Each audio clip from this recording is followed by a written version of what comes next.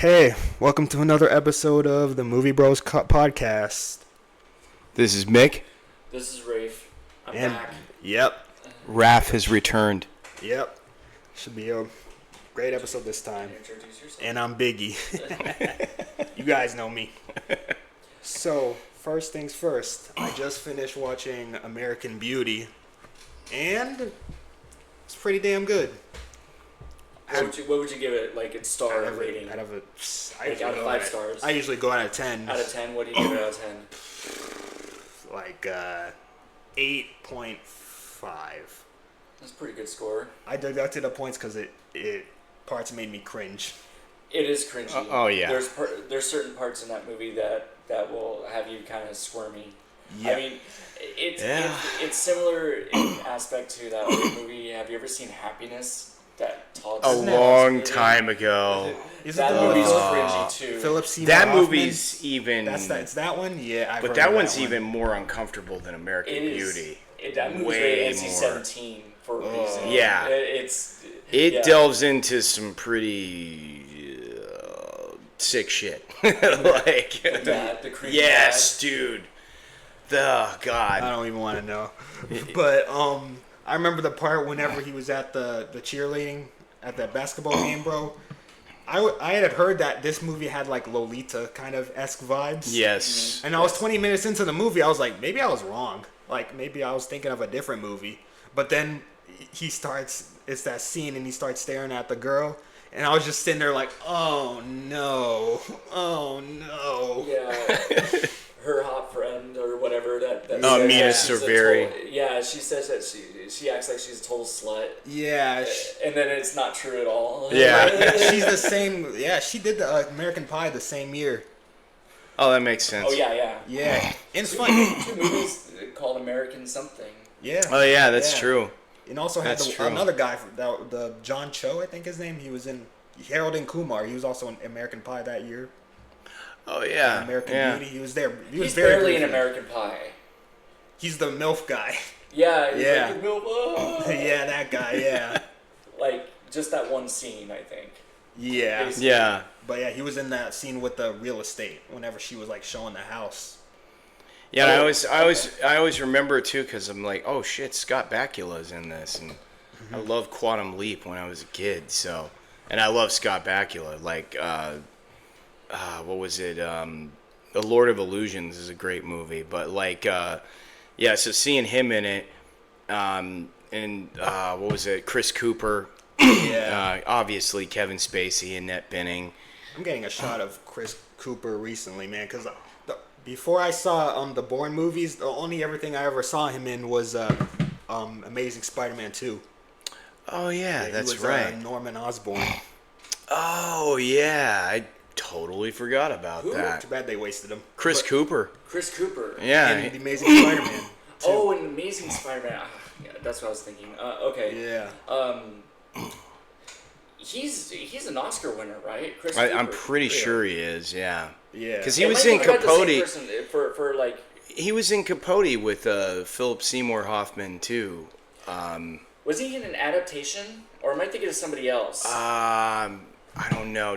I know Nicolas Cage is in adaptation. Yeah, adaptation is a crazy like meta movie. Yeah. I haven't seen it in a long time, but yeah, he's got like twin brother, right? Speaking of Oscars, that's what's funny about this is that Tonight. Yeah, tonight's the Oscars. Today's the Oscars, but that movie adaptation was nominated. Best adapted. Best adapted screenplay. It was adapted from like a type of book that tells you how to grow flowers or something. Really?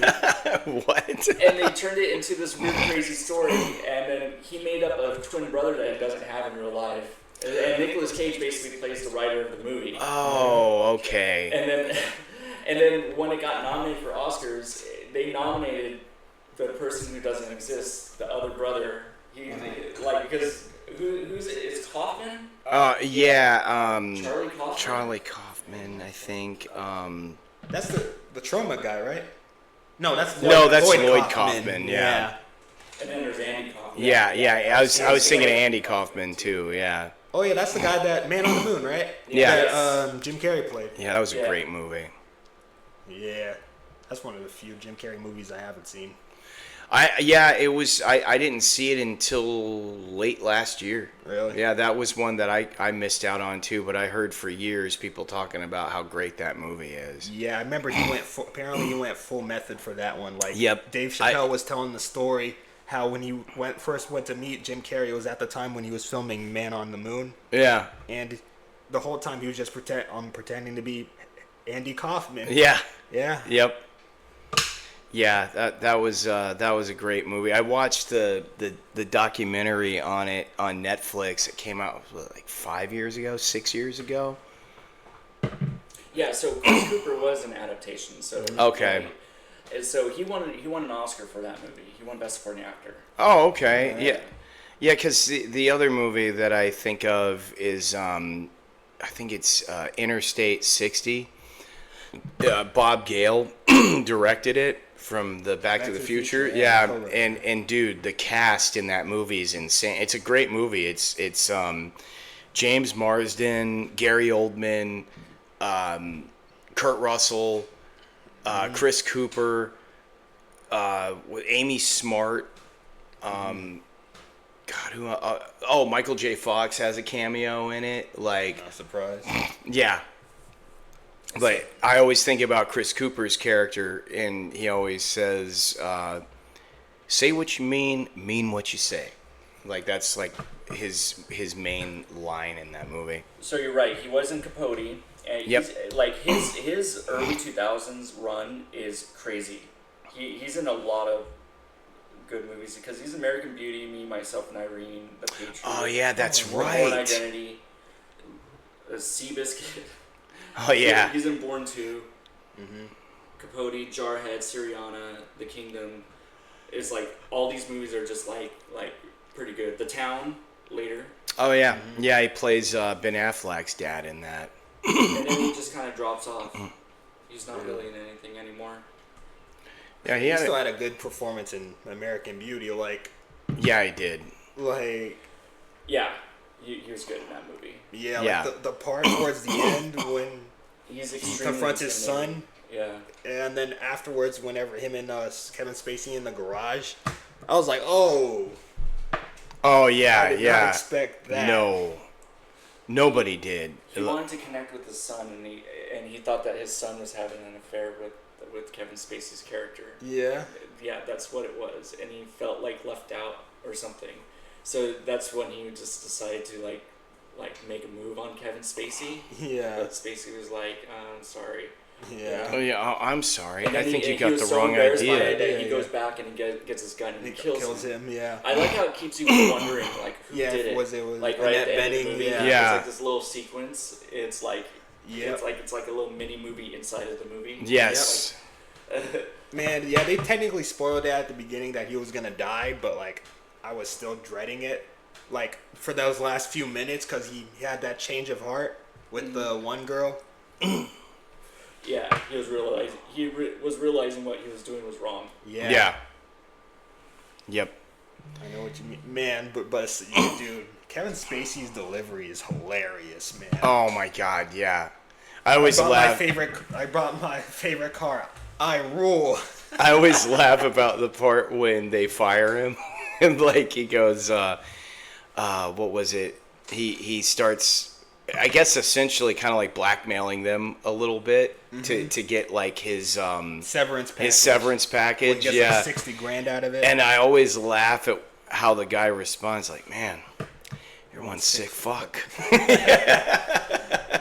Oh no, was it that or is it? Oh no, I'm thinking Misery, because James Caan says you're one sick twisted fuck before he kills Kathy Bates. Yep. I always forget about that part because I never really make it to the end sometimes in Misery. Oh, Misery, yeah. It's good in certain parts. If it's on TV, sometimes I watch it and I end up getting up and going do something else. Really? Yeah. I like it a lot though. I've seen it many times. Yeah. Yeah, I have always too. forget the It's probably ending, my favorite Rob Reiner movie. Really above Stand By Me? Yeah. Okay. Yeah. Honestly. But then again, I haven't That's seen a lot of his perfectly movies. I haven't seen A Few Good Men. I was looking for that the other night because I see clips of it on TikTok. You can't handle that. And I was like, I have not seen this movie, and I was like looking for that, and I was like, there's another movie that's similar to this called Rules of Engagement. Yes, with Guy Pearce, Samuel L. Jackson, Tommy Lee Jones. That's a great movie. Like I remember watching that movie and being thoroughly enjoyed. Oh yeah. And William Friedkin. I want to go back and watch A Few Good Men because I feel like they're kind of like they're similar in a way because they're both about like some sort of like crime that happens within the military. There's another movie called Basic. John McTiernan. There's Basic and there is the General's Daughter too, but I don't like it was John Travolta. I only saw it once though. Movies. Yeah. It came and went. It did. Do that one movie, the last, that one movie with Bruce Willis in it. What's the last? Not Last Action Hero. I forgot. It had Damon Wayans in it, I think. Last Boy Scout. That was Tony Scott. That was Tony Scott. Okay. The opening of that movie is just so great. Oh, like, dude. where he discovers his wife is cheating on him. Dude. Yeah. Oh, I'm sorry. Like, I get it. Yeah, you tripped and fell and you accidentally stuck your dick in my wife. It's like, oh, you know what? I'm sorry. I guess it's just not my week. I think didn't Shane Black write that movie? Yeah, he did. That's why I got confused because Richard Donner. Yeah, because Lethal Weapon and Shane Black also wrote. I think Shane Black helped write or some with like script revisions on Predator also. Yeah. Oh yeah, because that's why they casted him. He's in the movie. Exactly. But he didn't actually end up writing nothing in that movie. He was just kind of there. Yeah, he was Hawkins. Yeah. I love Shane Black. He's hit and miss because I hear that. Did you see the Predator? The Predator's like a big piece of trash. Yeah, you know, I didn't hate it as much as everybody else did. Like, come on, weaponized autism. Well, yeah. I mean, I'm not saying that there isn't things that are ridiculous, but yeah, the main character's son has like autism, and like for some reason the predators want him or whatever. Yeah, and Thomas Jane's character has Tourette's.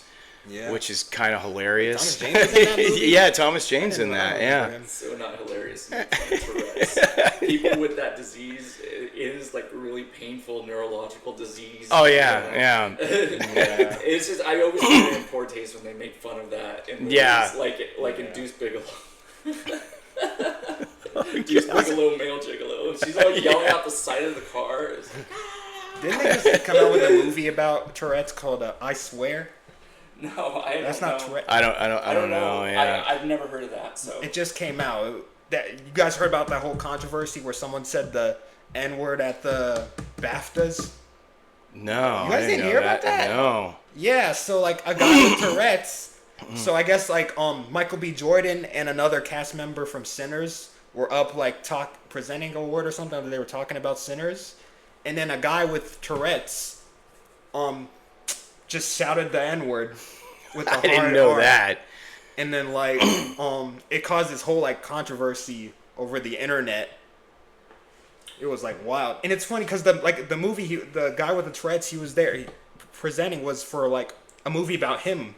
Like I said, the movie he made was called I Swear, and it was about a guy with Tourette's. So speaking of modern movies, a movie that I recently saw was The Long Walk. Yeah. Oh yeah. I still have to watch that. It was good. It's pretty good. I wouldn't say it's great or anything, but it's very entertaining. Yeah. And Mark Hamill in it is just hamming it up. Yes, he's just. I had no idea Mark Hamill was in it. Seriously at all. He's just like the gruff general guy that has the sunglasses on the whole time, and and like the voice that he's doing, and I was like, oh my god, dude! It's like I read the book about a year and a half ago. The only thing I didn't like about the movie, like I said, they changed the ending from the book. Oh, okay. In well, the book, since he hasn't seen it, let's not spoil it for him. But we could talk about it like maybe another time. Charity wins. Oh, okay. Yeah. All right. Well. But it was a pretty good adaptation, though. Yeah, I'll watch it eventually. Like I still have to watch A Few Good Men all the way through because it was like you were saying about Misery was similar with me with A Few Good Men. Like I would start it. and then I would just, like I would get preoccupied with something else, and I would walk away from it, and then the movie is like pretty much over by the time I come back to it. That's how it was with me with No Country for Old Men the last like month. I attempted to watch it like 3 times. I just skipped the scenes that I like. Oh, yeah. Really? But when I went to California 3 weeks ago, I ended up watching the whole thing there. Oh, okay. Yeah. Oh, yeah. Great movie. Still the Coens' best, in my opinion. Of the movies of them I've seen. I just watched Fargo recently, too, by comparison. Fargo's better than... Nah, we talked about this a few weeks ago. I gotta watch Fargo again, too. I haven't seen it in a long time. One part that always dragged that movie down a bit for me was that fucking cringe-ass scene with Mike Yanagita, bro. That scene makes me cringe so hard, man. I know which one you're talking about. You remember I remember this conversation. Remember the part whenever he meets up with that old guy she used to go to school with? They meet up at that diner. Oh yeah. That scene. It is so cringe, dude.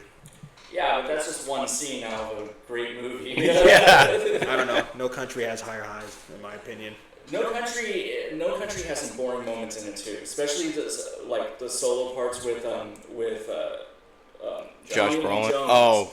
Every time Josh Brolin's on screen, it's like crazy. It's like so yes. You cannot take your eyes off of it. Yeah. Because he's the protagonist. He's the guy that you want to see. And then when it keeps cutting back to Tommy Lee Jones, I'm just like, oh god. It's like I don't want to be here. And there's a part where he visits this old man like in a shack. Yes. In the movie, and I'm like, I just checked out by that point. Yeah. It kind of when you say that, it makes me think of that episode of The Walking Dead, 13 Miles Out, in the 2nd season. And it was the episode where Shane and Rick get into that fist fight. And they kept flipping back to the girls. And, one of the girls, I guess, was trying to kill herself. I'm like, I don't fucking care about this. Go back to the fight. That's what I want to see. It was driving me nuts. I hate it when movies do that sort of thing. Yeah. Where they cut away to something. Boring, yeah. The most infamous cutaway, in my opinion, in movie history is in The Matrix Reloaded. It's the part right after the freeway chase. Yeah. And Neo grabs the keymaker and Morpheus, and he just flies out of there. Mm-hmm. And then it cuts. It's like this aerial shot. Then it cuts to Link, or whatever that character's name is, the operator. Yeah. And he's like, yes. At that moment, that's the exact moment that the Matrix franchise just takes a nosedive. It doesn't get better after that. Yeah. Because I've heard so many people talk about those 2 sequels, and I haven't seen them because I've heard a lot of people say some people said they're pretty good, and then I've heard other people say no. The other 2 sequels. Movies? I've only seen the first one. I think it's just a franchise that after you get over that first initial shock of it, it just peters out. They could have done so much more with the story, though, instead of going where they've gone. Like in Revolutions. I know. Revolutions is just Resurrection sucked. The 4th one. I liked it because it was kind of meta in a way. I figured. I heard that it was meta. I liked it because it was a big FU to the Warner Brothers. Yeah. Yeah. There's a 5th. They're working on a 5th one now. No way. With Drew Goddard. The guy who did the guy that did Daredevil. Yeah, he's writing it apparently, so we'll see. But speaking about cuts, man, dude, one of the most awkward cuts in a movie I've ever seen. Well, it wasn't awkward in the movie itself. It was awkward for me watching it because it was in Inglourious Bastards, because I was watching it with my dad, and I was 13 when this went down. You remember that sudden cut to the guy, whenever Shoshana, she's there at that restaurant. Oh yeah. And then she's talking to it cuts to 2 people having sex. Fucking yeah, I was oh, that was so awkward, man. I was watching it with my dad, that was so weird. You want to talk about awkward though? You thought that was bad? I'm not trying to have a pissing contest here, but I didn't. Me and my mom watched that movie Antichrist. That Lars von Trier had no fucking idea that any of that shit was gonna happen.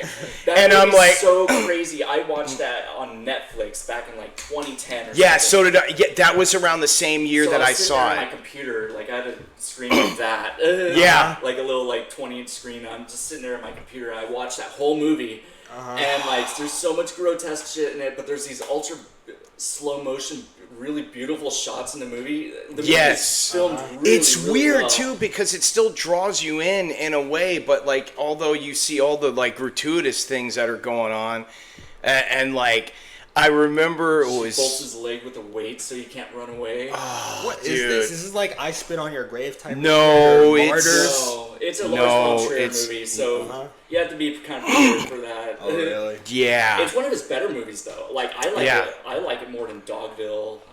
I do too, but I'll never watch it with my mom again. That's for sure. Well, I just watch Breaking the Waves with her.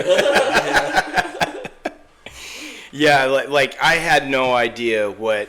Me and my mom had no idea what we were getting ourselves into. I have one of his latest movies on my computer. I have not watched. My brother gave me a flash drive with a bunch of movies on it, and it's shit that he picks. He's really into movies too, and he put The House that Jack Built on there, and I'm kind of afraid to watch it. I am too. I am too because I've been hearing about that movie for a long time, and you know, it got walkouts during the Cannes Film Festival. That's what I heard. Because it's gratuitous violence in it. Yes. Damn. Yeah, so I'm kind of afraid to watch it. I know it's like an unrated type of thing. I'm like, I was like, maybe I'll sit down and watch it one day. Just get drunk and watch it. Yeah, because Lars von Trier, man, he focuses on the uncomfortable. That's for sure. I think the only movies in that kind of area I've ever watched were the Hostel movies. Hostel movies? Yeah. Hostel movies are another form of extreme. Torture porn. That's what they called it. Yeah. Yeah. Torture movies, and yeah. I feel like they are entertaining if you're into the blood and guts and stuff like that. Yeah. But there's one part in Hostel Part 2 that made me almost want to throw up. Is it the part where she has the scythe? And she cuts the girl over the bathtub and starts bathing in her blood. Oh yeah. And I was getting lightheaded watching that. Yeah, that was fun. I only saw that movie and she once. did it to the most innocent girl. I have too. I know, I felt so bad. It's this movie's so mean for no reason. Yeah, I should have guessed that for them right at the beginning, killing off the dude from the first movie. Yeah. I was like, Eli, why'd you do that, Eli Roth? I know, dude. Why did you do that? Eli Roth was going to direct an adaptation of the Stephen King novel Cell. Have you read Cell? No, not yet. I've heard of that. It's one of his better modern novels. Yeah, I've read everything up until almost everything up until the early 90s. So he was going to direct it. He was getting set to direct that film, and Inglourious Basterds was about to film at the same time. Tarantino could not get Adam Sandler to do the role of the Bear Jew. Oh. So he just called up his buddy Eli Roth and he said, "Hey, you want to be in my movie?" And he's like, "Okay." He kind of owed him a solid, if anything, because of he put Quentin Tarantino Presents for a Hostel.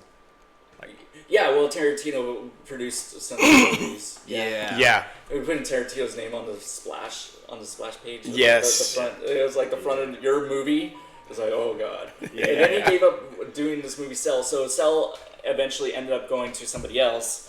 And it's a big piece of crap with John Cusack. He's in it. Oh, okay. Yeah. Was he also in 1408? Yes. Yeah. Okay. Yeah, he was. Well, I went. I think it was a week ago. I went and I started watching the Twin Peaks shows, the first season. First season's good. The original. Yeah. The pilot episode's directed by David Lynch. It's an hour and a half long. It's basically a movie. Yeah, pretty much. Yeah, and Firewalk with Me. That's the prequel. That's the prequel of the show. That's the yeah. he made after the show got canceled. Yeah. Okay. But I'm seeing one of my best friends was telling me, he was like, prepare yourself for the second season, because the first half of it is really good, but David Lynch, I guess, left on the last half of the season, and you can really tell. And it just wasn't the same, and I think that because I remember, I think it was episode 12, and I was like, man, I'm starting to struggle with this because it's never TV in the 90s too. So there's how many episodes? 20 episodes. I think so. Yeah. It was the same thing with Walking Dead after Frank Darabont left. Oh yeah. He left after the first season. Yeah. And, Oh no, I think it was the second season. I think it was like they fired him in between seasons, I think. I think he did. Oh, do did some they? work I on always season. thought they because I know they said that they used some of his material for the second Yeah, I'm about to season. say, yeah, I think. I think he Yeah. worked a little but bit on season 2. They didn't go fully on with his material because he had another subplot written about the tank that happened. So it was going to be kind of like taking place on the same day as the outbreak. Oh, okay. It was going to explain that story, but that never happened because AMC. Galen Hurd, I think. Yeah. AMC is just like, dude, we could crank out so many more episodes. It was a revolving door at that point too, because of how big of a hit the first season was, and like, yeah, I just thought that was crazy though that they axed Frank Darabont. That's why Jeffrey DeMunn left the show and they killed his character. What has Frank off. Darabont done since though? He just did an episode or 2 of Stranger Things. Oh yeah, I did hear about that. I mean, like movies. He hasn't done any movies in a while. No. He was pretty much retired. No, but I did hear he's supposed to be coming back to do something though, isn't he? Maybe we could do another Stephen King adaptation. Yeah. That seemed to work. That's I his saw bread him and butter. recently in an interview with Guillermo del Toro. They were both talking about The Thing. Oh yeah, because they're putting out the Thing expanded documentary that's Yeah. coming We're out. doing a documentary. Yeah, Oh, and it's okay. got Kurt Russell. It's got everybody on Yeah. it, and like I want to watch it. It's gonna explain the end. Yeah, Carpenter will never. Carpenter's I don't- always said is like it is what you see. They defeat the thing. Yeah. Like he's Yeah. just like there's nothing hidden behind it. It's like Yeah. Then good. That will put It's not the true. the Carpenter doesn't know what he's talking about in the- his own movie. yeah right Yeah. that'll finally Keyboard. put the argument or the debate to rest that me and one of my best friends have been having for like 15 years, because like at the ending of the movie, like he thinks that McCready's infected, and I don't think he's infected at all, and like we've been arguing, it's like, well, it could be Childs, you know. It's kind of suspicious that Childs just vanished, you know. But look, I will settle for what John Carpenter says, Yeah, like I'm fine with that.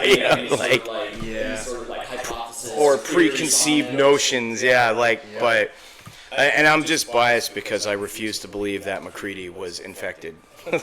So Red Letter Media just recently did a thing on Sam Raimi's top movies, and they also did something on John Carpenter as well. Oh, they did? Yeah, like they do a list. It's usually Jay and Rich Evans, and their recent one on Sam Raimi was kind of interesting because Sam Raimi has a really kind of staggered career. Yeah, he just did It's a like- movie recently, Send Help. Yeah, I It's want to like a see super, that. low budget movie on a beach. Yeah. It looks really good. I haven't seen it yet, but I'm just glad that he's doing a normal movie like that and not these CGI nightmares Oh, yeah, Yeah, for like sure. Doctor Like Doctor Strange. Strange, yeah.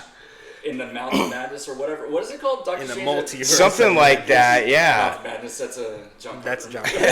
Yeah. And then before that he did Oz. Oz the Great and Powerful. Yes, with man. James Franco, That's yeah. one of the weirdest. shits I I've seen didn't for him. have any interest in seeing it, so I just did. I love Drag Me to Hell, you know, but I think Oz came out after Drag Me to Hell, didn't it? Yeah. Yes. Yeah, that's what I thought. Oz was the last movie he did before the big hiatus. He had a big break, and then he came back and did the Doctor Strange movie. Yeah. Okay, Yeah, so there was a big gap in his career right there. That's what I figured. Yeah, I love Sam Raimi though. Like My favorite movie of his is definitely The Evil Dead. That's my favorite movie. The think- original. Oh yeah, OG Evil absolutely. Yeah. I think my favorite is gonna be Darkman. I love Darkman so much. Me, It's it's- such a fun movie. For me, it's either Spider-Man 1 or 2. I always said Army of Darkness. That's in there That's too. too goofy that's for that's me. in there too. Too Like, goofy. You know what's goofy is Army Oh, of Darkness. Evil That's Dead what I 2. love about it. Evil Like Dead 2 is basically a remake of the first one. yeah, it is. I think it gets And the Bridget perfect balance. Fonda has a cameo in the second third one. No, in Yeah. Army of Darkness, yeah. Was it Army of Darkness? Yeah. Oh, it was Army of Dark. Okay, that makes sense. You know yeah. what the original title for it was going to be? And unfortunately, they changed it. What? Medieval Dead. That's kind of cool. But I don't know why they changed it. That would have been perfect. Yeah, it really I would know. have. It really would have. Have you you seen the original ending of the movie? Yeah. Yes. I slept too long. I'm so glad they changed it. I'm glad they did I'm too, so but glad they I changed do it. think it was hilarious, Unfortunately, though. I think Like, it's in some DVDs. oh no, I So some slept too people- long. that's some people's first experience with the movie. Yeah. Like, if you bought the wrong DVD. Well, it's usually a special feature or. No, I heard it. There's a version Yeah, of the because movie there with was a that. bootleg version that they put out in the early to mid 2000s where it was restored all of the stuff that they cut. And one of the scenes that I always laughed about, and they would cut it in the theatrical version when, was not Henry the Red, what was the other king? Because you know how Henry the Red and the other king hated each other? Yeah. Oh, I have no idea. I don't remember. Well, okay, so they go to capture Ash, but they extended the scene because, like, in the theatrical, you just see them chaining him up and they take him off, but he gets into a confrontation, like a physical confrontation. He was like, there's yeah. one thing that I hate in this life, and that's being sucker punched. Like, it's such a great scene. But yeah, he was hamming it up for that third movie though. Bruce I loved Campbell. it though. That's what gives that movie so much of its charm. Like, He was hot off of like Briscoe County Jr. too. yeah, that's The right. TV show that was around because Yep. we would watch that. It was on Fox. Yeah, Yeah. I watched that and the X Files. Yep. Yeah. X-Files, and then Millennium came a little bit later, which Yeah. is a very underrated show. There was 2 seasons of Millennium. And that was Three. Three. Yeah. That was with Lance Hendrickson. Yep. He was the lead. Really? Seeing Fantastic. him in a TV show like that where he's like, there's a lot of him is pretty cool. Yeah, he's pretty much Yeah. kind of like Will Graham in a way. Like, he's similar to that character because he's like an FBI profiler, but he can see and get into the minds of the killers that he's capturing and stuff like that. That's where I learned Dexter? about the, that's where I learned Yeah. about the Zodiac Killer. Was Oh, from that Millennium? show, because they had an episode based on it and it kind of scared me and I went and researched it. It's a dark show. They said the reason why it got the axe because they didn't say that the ratings were bad. They said it was just too dark for television. It was like, hold on, have any of these people watched the X-Files? There is some dark shit, and there's a lot of dark episodes on the X-Files. So I just thought it was a weird criticism or like double standard that Millennium gets the axe for being too dark for television. They always cancel TV shows for no reason sometimes. Yeah. Really? Yeah, they Yeah. do. Like the Terminator Sarah Connor Chronicles. That was I always hear about that. Yeah. 2 seasons, and then they I get know. to the future world, and then boom, it's done. And it's like, what? They canceled it. Yep. Why? Had Yeah. Lena Headey as Sarah Connor. Yeah, Yep. she's good in it. Really? Yeah, I've heard about the show for a long time. I just haven't got around to watching it. But everybody tells me it's like, hey, if you hate 3, you'll love the show. There's a couple Yeah. female Terminators in it. One Yeah. of them is a savior that helps them. Yes, and then I think they said there's a female T-1000 in it played too. by Shirley Manson from Garbage. From Oh, Garbage. yeah. She's in the show. Wow. Okay, I didn't know that. Yeah, that's crazy. Yeah. I was watching that show. And I was like, is that who? Dude, that's Shirley Manson. I was like, that's crazy. Why is she in the show? Yeah. And then in the lyrics of one of her songs in the later album, she mentions being on the Terminator.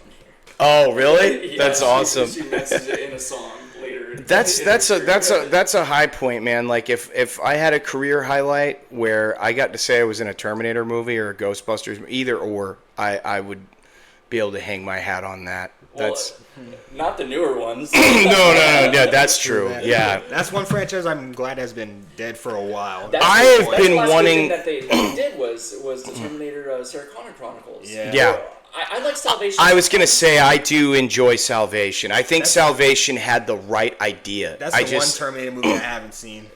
It's better than the other It ones. was supposed to be a trilogy. Yep. And Mick G was gonna do guess it. the It movie didn't do that- too good. Well, No. I saw it on opening night. It was packed. Yeah, I saw it made in the some theater money, too. Yeah. But I guess it wasn't enough to do a trilogy because I was reading Mick G was talking about that he wanted to bring Robert Patrick back for the sequel, and I'm like, oh my god, that would have been so because he already worked with him on Charlie's Angels. it would have been crazy because it would have led up to the point where Kyle Reese goes back. Yep. That's what it was leading up to. Yep. And this was part 1 of a Of story. yeah. Yeah, and it's a shame that I hate it when things like that happen. It's like, damn it, I wanted to see that, you know? Yeah, that, like they did, and I like because they did it with that. Like I remember, you know, with Ridley Scott putting a kibosh on fucking. I was just gonna mention that. Yeah, Prometheus. Yeah. Prometheus, yeah. I want to see the Dr. Shaw, go to the other world and communicate with them and talk to them and find out what they're doing and see the culture, the engineers and stuff. I wanted to see a movie like that. Yeah. Nah. Yeah. Me and Mick were just talking about this Yes. episode, man. I kind of wanted to lead up to I don't know, lead up to the alien race, because the alien race was found on another planet. Right? Yeah. But they made it seem like the android David created them. Yeah, it's something like that. You guys are fucking smoking, dude. Like, what is going on here? That whole engineer thing was dumb in my opinion. I like the need whole all that. engineer thing because it was trying to show like where humans came from. I will say that, Overambitious. like what I have always said about the first Prometheus, it was okay,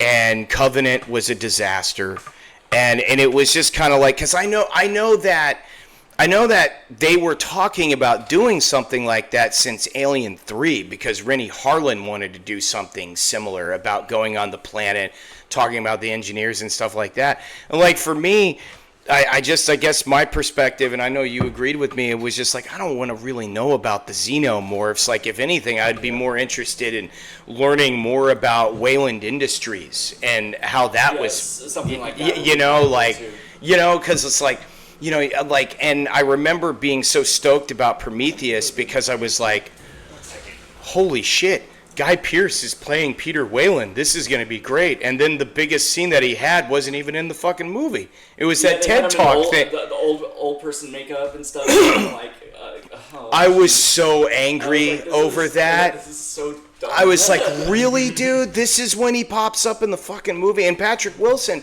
has a cameo in it, too. He plays Dr. Shaw's father, and it's like a flashback or something, or a memory of her and her dad. Oh, when she's sleeping in the pods. Yeah. David gets like their memories and stuff. For record, Yeah. I haven't seen Prometheus nor Alien Covenant. I've just seen bits and pieces. Okay, I've well, never been let's move on to interested. something Let's move on. But well, no, what I was gonna say is I wanted to see Neil Blomkamp's Aliens sequel. That was what I really, really wanted to see. He did that movie District 9, right? Yep, yeah, District 9, Elysium, and Chappie. I heard he was about to do a RoboCop sequel. He was supposed to. It was going to be was called gonna be RoboCop Returns. Yep. Yeah. Such a missed opportunity. He Yeah. recently did Gran Turismo. I saw Yes. it in theaters. I saw it in theaters just to kind of like support the director, because, you know, like, I was like, this seems like an interesting movie. It's kind of based on a video game. Not really. It's more like based on a true story. Yeah. And it was an alright movie. I mean, and then I just watched F1 recently too. I watched it on the plane. I want to was coming see back that. from California, like I watched it on the airplane. I heard good things about it. And it's 3 hours long. Oh, and shit. It feels like it. I was squirming in my seat like near the end. And I was like, dude, when is this movie gonna be over? But what am I gonna do? I'm sitting in an airplane, so there's nothing really I could do. So I was just like, Yeah. Finish it. The score is great. So F1 and Gran Turismo, they remind me of each other because they're like modern racing movies. Mm-hmm. And so I mean, if you want to watch a double feature, that would be a good. God, I don't know, man. You tell me F1 is 3 hours. Like, Yeah, maybe you could do F1 on one night and then. Yeah, yeah.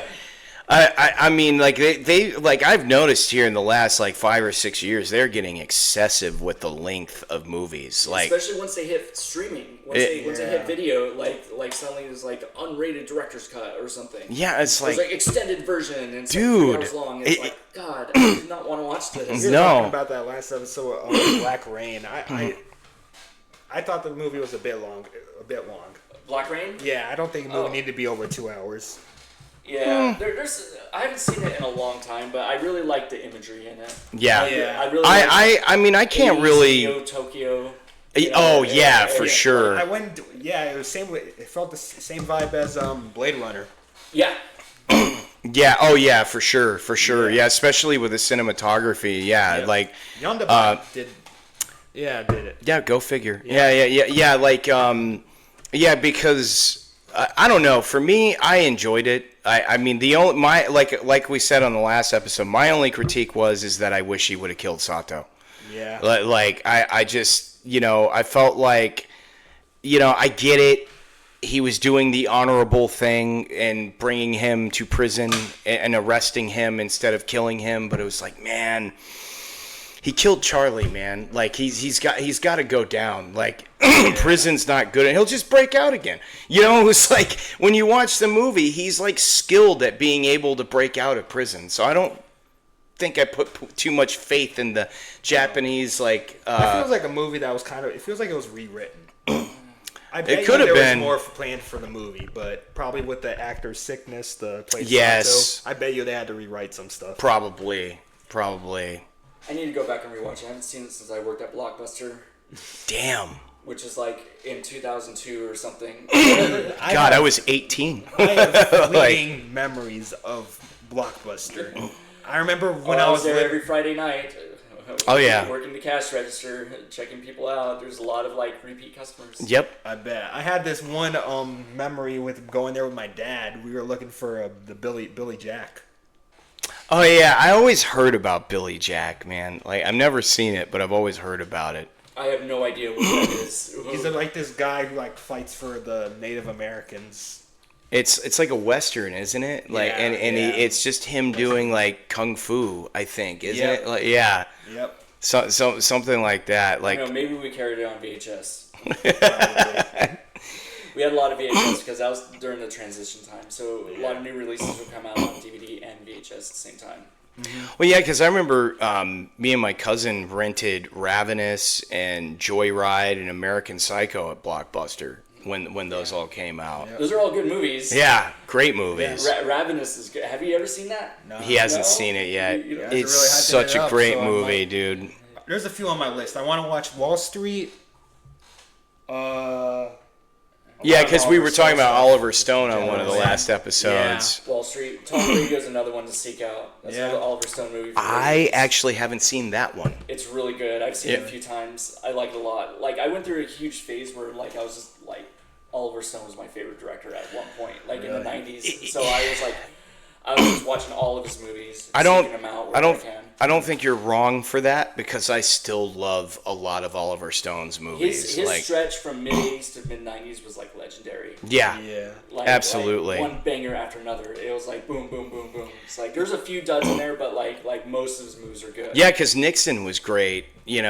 Obviously JFK was great. I think I was initially burned on Oliver Stone because I think the first movie I saw of his was Natural Born Killers. That's his most extreme style. Yeah, and I was gonna say that's like not like to me. I don't think that's like a good representation of what Oliver Stone is. Yeah. Like in a way, It like all cools down from there though, because that's his most extreme use of style. And then Yeah.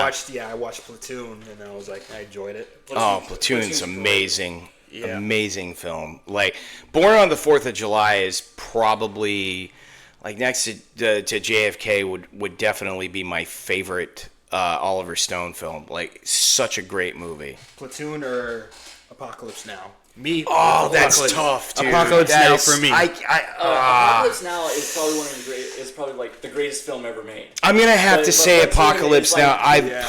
Platoon is the greatest Vietnam movie. Yes, ever made. I But I feel. wouldn't consider Apocalypse Now to be a war movie like that though.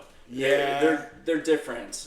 No, they're definitely different. Like, There's no The question. setting is just Vietnam for Apocalypse Now, but that movie could have taken place in any other different time period. Yeah, it's such a Yeah. fantastic. Platoon is definitely on the nose based on like Oliver Stone's experiences in Vietnam. Yeah, as a photographer, yeah. He was not a photographer. He was an infantry. Oh, was he? Yeah, Because he was- I thought he said that he was a photographer. Was he? Yeah, like I mean, I know he was in the I thought he was- infantry, but I think thought he was in the said. Army. I thought he was in the Army. Oh no, he is in the army, but he'd said that I guess he had was a said that war he was a journalist, or like- something like I that. have to look this up. Yeah, He's kinda I like the guy in Full Metal Jacket. Private Joker. Yeah. Private Joke. yeah, a little you You guys bit. are probably gonna think I'm crazy for this, but if I had to rate them, all three of those movies, I number 1 Apocalypse Now, number 2 Full Metal Jacket, 3 Platoon. I like Full Metal Full Jacket Metal would be- Jacket sometimes. The first half is I like first half is 3/4. Great. I like Private Joker. Matthew Modine just cannot carry that movie. I agree, man. He's overacted by everybody in the film. Yeah. He's like the lead. I'm surprised they casted him in this movie. Because sometimes he just comes off as corny. I agree. I agree because like I can't. I have such a tough time getting through the second half. Yeah. Of the I love movie. 3/4 of Full Metal Jacket. Yeah. I do like of the movie. the shootout scene with the sniper at the end. Like, Yeah. the imagery Yeah, is that's what really I mean, cool. yeah. You know, and they find out it's a chick, and she turns around. It's all slow motion. I love that shot. Oh yeah. Yeah. Also, Arlie Ermey, man, he's that first half.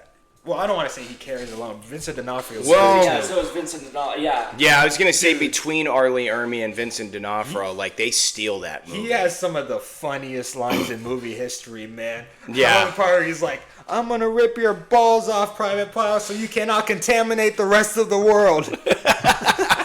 That's great. I bet if there was some pussy on that obstacle, you'd get on that obstacle. It's such a great movie. Like, well, at least that part of it is like. But yeah, I mean, like, because like if we're talking about like Vietnam flicks, though, I feel like Born on the 4th of July belongs in that conversation. It does because it's definitely a Vietnam film. It's such an and it to me and it talks more about like the veterans' outlook on it. Like, Yeah. Because he comes back injured, he's crippled. Yes. Like, and it really kind of like shows his life, like how he was disillusioned. Yep. And he kind of like wakes up and realizes. Mm-hmm. Yeah. It's a fantastic movie. Like I mean, and it's heart wrenching Tom too. Cruise's performance in it is great. Oh He's my really good in the movie. God, He's- yeah. Really? Yeah, he definitely carries that movie. There's big emotional scenes. There's like a lot of like cameos by like other Yeah, actors, like, yeah. Willem William Baldwin pops Willem up too. Dafoe's in it, I Yep. think. So yeah. Tom Berenger pops up in it too. He's the guy that is talking about like he's like a recruiter, and he's talking about what it's like to be a Marine and what it does for you as an individual and fighting for your country and stuff like that. And it's a great little part for him in the film. So he just reused a lot of his cast from Platoon, huh? Yeah, some of it, yeah. And there's some of the cast that are in Born on the 4th of July that are also in The Doors as Yeah, well. yep. That's right, yeah. Oliver Stone did that movie? That's the one with Val Kilmer, right? Yeah, Yep. that's an Kyle Oliver Stone MacLachlan. film. Yeah, Kyle MacLachlan. That's when you start seeing his style come through, kind of like Natural Born Killers in a way. Yes. Where it starts to go like that, but not using so much stock footage, but just like shooting in different formats and stuff. Yeah. There's very They few. do that in JFK too. Yes, they do. There are very few directors that I can like immediately like spot out like it's this person directing this movie. One of them is Tim Burton. Oh yeah, easily. Like Tim Burton. I mean, I think you could pick out just about any John Carpenter movie for the most part. At least for me, like I mean, I could say the same about Walter Hill. I know it's him when I see it. Yeah. Like How about- Oliver Stone, definitely. Except with Mars Attacks. That does not feel like a Tim Burton Oh, that's a movie total at Tim all. Burton movie. What are you What? talking about? It does him, man. It's so... I can't say Just the anything because vibe I of it. haven't watched it in It's a edited, long the time. music in it, it's like it's That's such it's silly. That's a silly movie. weird movie. Yeah. I've only seen that movie like once. Same. Yeah, same here. Same It's here. really silly. There's a lot of people Has like one it. of the though. has one of the most insane casts I've ever seen Oh in a yeah, movie, though. definitely. Jack Nicholson plays what? 2 characters? in Yeah, he it? plays the president and this Oh, yeah. main guy, and then what? Danny DeVito, Pierce Brosnan. Natalie Portman, Yeah. Jay Fox is also in it. Jack Black, Oh yeah. There's a ton Damn. of people. Sarah in it. Jessica Parker. It's been a long time since I've seen it. yeah, Martin Short, Yeah. Yeah. Like. Oh and yeah. Weir, I think. I think so. Delroy Lindo's also in it, I think. Too. Yeah. Yeah. So it was Tom Wayne- Jones. Tom Jones. I was about to say Wayne Newton, but you're right. It's Tom Jones. Jones. I get them confused sometimes. Yep. Yeah. I actually went like I Those guys are hilarious. I went back and I watched another one that was a gem from the late 90s. And I'd seen it before. I'd seen it a few times. A movie called A Murder of Crows.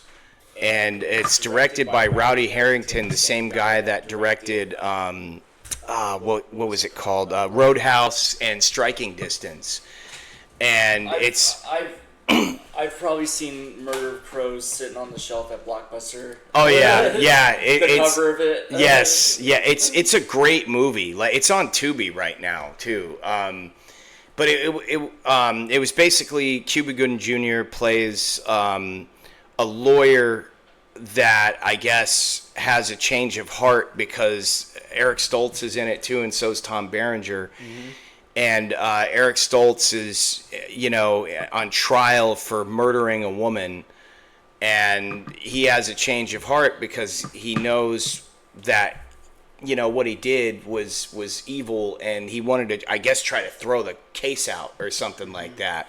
But it didn't. He ended up still, coming free or whatever. And then this guy named Marlowe, when he leaves the Big Easy to go to Florida, the Florida Keys, he meets up with this old man named Marlowe, and basically tells him, you should. Gives him the manuscript for a book that he's writing. Mm-hmm. Then he writes a book, and he becomes extremely successful. And it's a great movie. I don't want to give too much away. Yeah, Eric Stoltz is a decent actor. Oh yeah, I love Eric Stoltz. Mask? He can be, but then there's those horror stories of him, like on set Back to the Future. Yeah. Oh yeah. He's like taking the movie Tom Wilson. really seriously. Yeah, like he's like shoving the hell out this of. is not gonna work. They needed Michael J. Fox. Yeah. Can you imagine that movie with Eric Stoltz in it? There would have never been a sequel or anything. No. Yeah, but hey, at least like I said, at least he did Mask the same year. So. That's true. Yeah. That's true. So this director did Striking Distance. Great movie. We talked about that before on one of the other episodes, I'm pretty sure. But he hasn't really done that much. He's done Murder Crow, Striking Distance, Gladiator. Oh yeah, I still have never seen that. It's a boxing movie from the early 90s. Yeah, it's got Cuba Gooding and Brian Dennehy. Yep, yeah, that was gonna say. House, and he did one episode of Tales from the Crypt. Yeah. Eric Stoltz, because he's in that scene in Pulp Fiction. With Yeah. Janet Arquette. Yep. Yeah. And she was the one complaining about them using the N-word. Did they even use the N-word in that scene at all? No. I don't even remember. No. Like, they don't honestly. use the N-word on camera with her. No, I don't think so. Because the only times that they use it is that part in the Jimmy. coffee. Yeah. Jimmy's. Yep. Yeah. I'm not going to recite the lines, but No. I feel like Tarantino just really wanted to say the N-word on screen. Yeah. Samuel Jackson don't care. Yeah, obviously. Yeah. Sam Jackson's standing right there too. Yeah. You've seen that interview where he was like with the guy. He's like, if it's not, he was saying it to the interview like, if the word's not so bad, go ahead, say it. Pretty much challenging the interviewer to say it. Yeah. It was like an interview while Django came out. Oh yeah, I remember that. Yeah, because I remember what was it? Yeah, like it hasn't been that long since I watched Pulp Fiction, but I don't remember Eric Stoltz saying that at all in this. No, he didn't. See, the thing is, Tarantino had written two particular scenes that he was going to play in it. Yeah. The thing is, he said that he wanted to be behind the camera during the chest stabbing scene where he stabs him with adrenaline. Yeah. So like, in order to set that up, he had Eric Stoltz play that character. Because Eric Stoltz could have played the other character at the end of the movie, too. Yeah. But they just swapped it. Oh, okay, yeah. I heard Robert Rodriguez was behind the camera in that scene with Jimmy, with the coffee scene. Really? Yeah, that was Robert. That would make sense. They were hanging out at the time. They've been friends since the early 90s. Yeah. Since Tarantino released Reservoir Dogs and he released El Mariachi. Yeah. Yeah. So like, I guess they met like on the indie film circuit somehow. Yeah. Well, yeah, because like, speaking of Eric Stoltz, like, there was one movie that I always hear about of his that, it came out in the 90s. It was another one of those gems. It was a movie called Killing Zoe. Yeah, I've seen it. I've never seen it. Roger Avery? That's right, yeah. So Roger Avery won the Oscar with Tarantino for Pulp Fiction. Yeah. Tarantino co-wrote the movie with him, so they both won the Oscar for Best Original Screenplay. Yeah. But Roger Avery went on to direct Killing Zoe, and then he directed the other movie that's based on a book by the guy who wrote American Psycho. What? Oh, Bret Easton Ellis? Yeah, it's based on another book by Is it him. The Rules of Attraction? Yes. He directed that? Yeah. So he ended Holy up shit! directing I didn't. Yeah, that's a great movie. Like, Rules of Attraction. yeah, I just watched it not that long ago. It also has what's his face in it that just died recently. Robert Duvall. Oh, James Vanderbeek. James Vanderbeek. Yeah, he's in that movie. Okay. I remember a few weeks ago with my siblings, I watched this one movie, Sleeping with the Enemy. With, Oh yeah, Patrick Bergen, Julia Roberts. Yeah, Julia Roberts. that movie was melodramatic as hell. I just remember the boat scene in the beginning of the movie.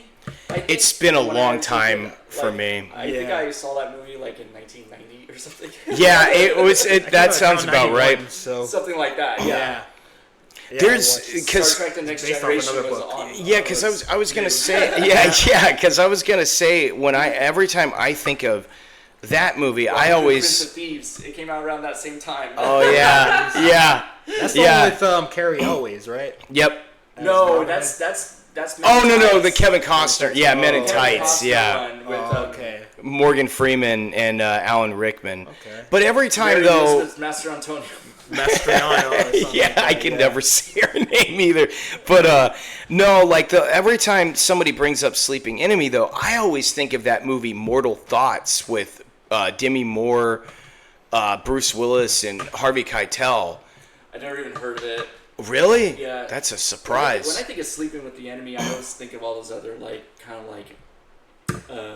risque sexual thrillers. Oh, the Like, erotic yeah. thrillers? Yeah, Yeah. like Color of Night. Oh. Basic Instinct. Yeah, and, yeah. And then the other one. There's Body of Evidence. The That one was in Glenn the. Close and Michael. Oh, Douglas. Fatal Oh, yeah, Attraction. that was late Yeah, 80s, yeah, of though, yeah. course. Yeah. It's in the same realm of. Oh no, genre it is. movies. It is. I have a soft spot for erotic thrillers. Like I know that like Also, they're Dead pl- Calm too. yeah. Would you consider Dead Calm an erotic thrill? I don't know. There's an erotic scene in it. I don't know. Yeah. I find those type of movies predictable, though.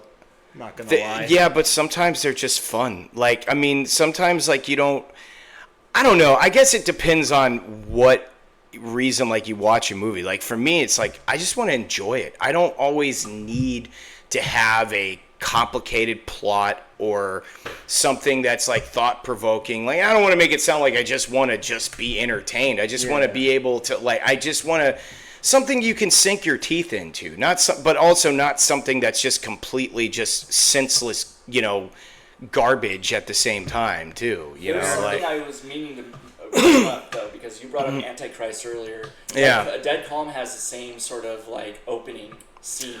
oh right about the kid. A Yeah. child dies, and so the parents go on this sort of like cleanse, I guess. Yes. They go kind of like on a vacation by themselves in order to like mourn, I guess. Yeah, because they So get on a boat. Dead Yeah. Calm, they go on a boat, and in Antichrist, they go out in the woods. Oh, you're right. That Yeah. is very simple. I never thought because I started watching Dead Calm because I've seen it before, but I haven't watched it in a really really long time. But I always think about.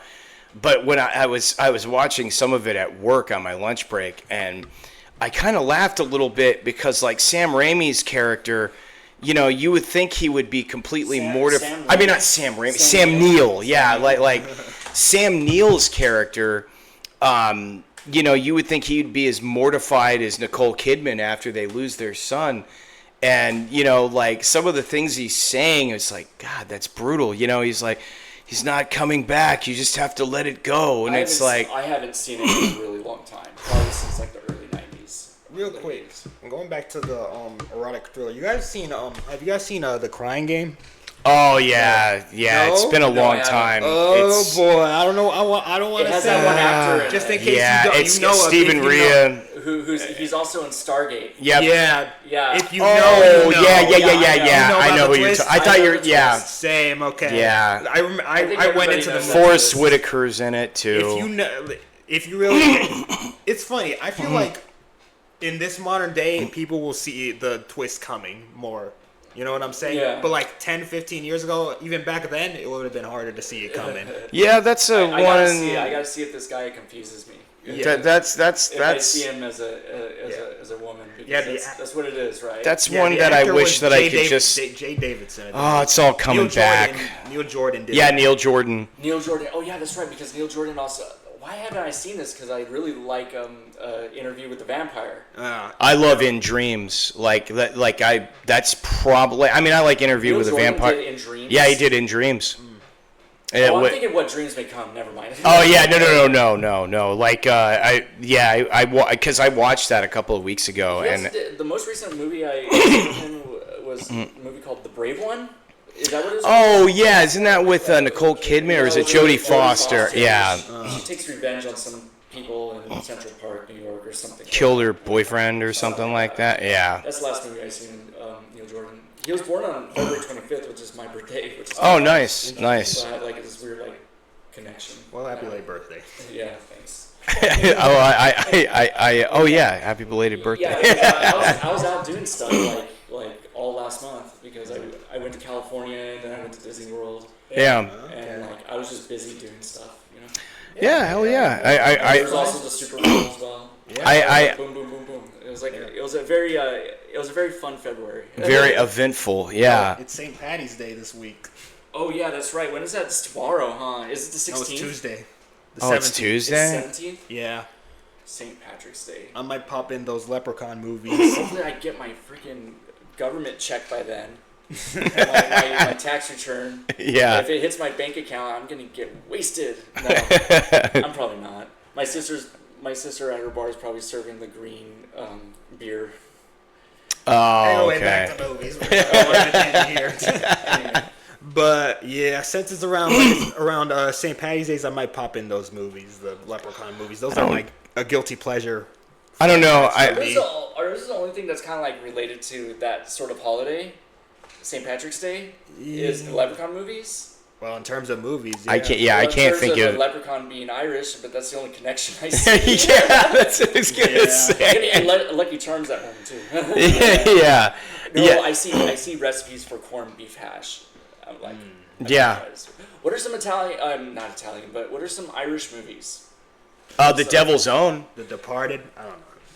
Well, That's like Boston though. I don't know, man.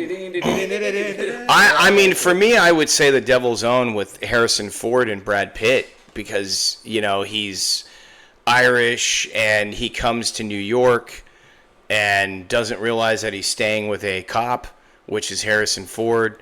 And it's, you know, talking about the IRA and all the stuff that happens in Ireland and how people are getting slaughtered over there. There's a movie based on that subject that's based in Ireland called like 1972 or something. Really? It's funny because the Crying Game featured freaking IRA agents. Yeah. That's what Stephen Rhea's character was, an IRA guy. Yeah, because Stephen Rhea's been in quite a few of Neil Jordan's movies, too. He's kind of like a reoccurring actor because he was in Dreams also, Interview with a Vampire, you know, obviously The Crying Game. I think he was in another movie that... V for Vendetta. Yeah, did Neil Jordan direct that? No. Oh, I was going to say. James Teague. Oh, okay. And it was written by the Wachowskis. Yes, and it wasn't it based off of Alan graphic Moore? novel. Yeah, didn't Alan Moore write V for Vendetta? I think so. I'm trying to remember. I'm not sure. Alan Moore? Yeah. Book writer? Alan Moore Yeah. Yeah, because he did Watchmen also. Didn't he also do The Killing Joke? Yep. Yeah. Okay, probably was. I'm not too up to date on comics. I know some names, but it's very minimal. Yeah. And I just saw this thing like on TikTok of somebody talking about like them watching The Crow for the first time, and I'm like, wow, that's crazy. That is crazy. The Crow's probably one of the best comic book movies. Like, oh, I ever agree. made, probably. I only just saw it for the first time last year. It's amazing, isn't it? Yeah, it's pretty crazy. good. It is very good. Well, and it's I'm kind of glad you brought that up because it's a perfect segue because I watched The Crow City of Angels last night for the first time in a long time. It's on the complete opposite end of the spectrum. Oh, it is. There are It people is. who like it though. I am one of them. I need to go back and rewatch it. I mean, since it came out. look. I mean, let's like.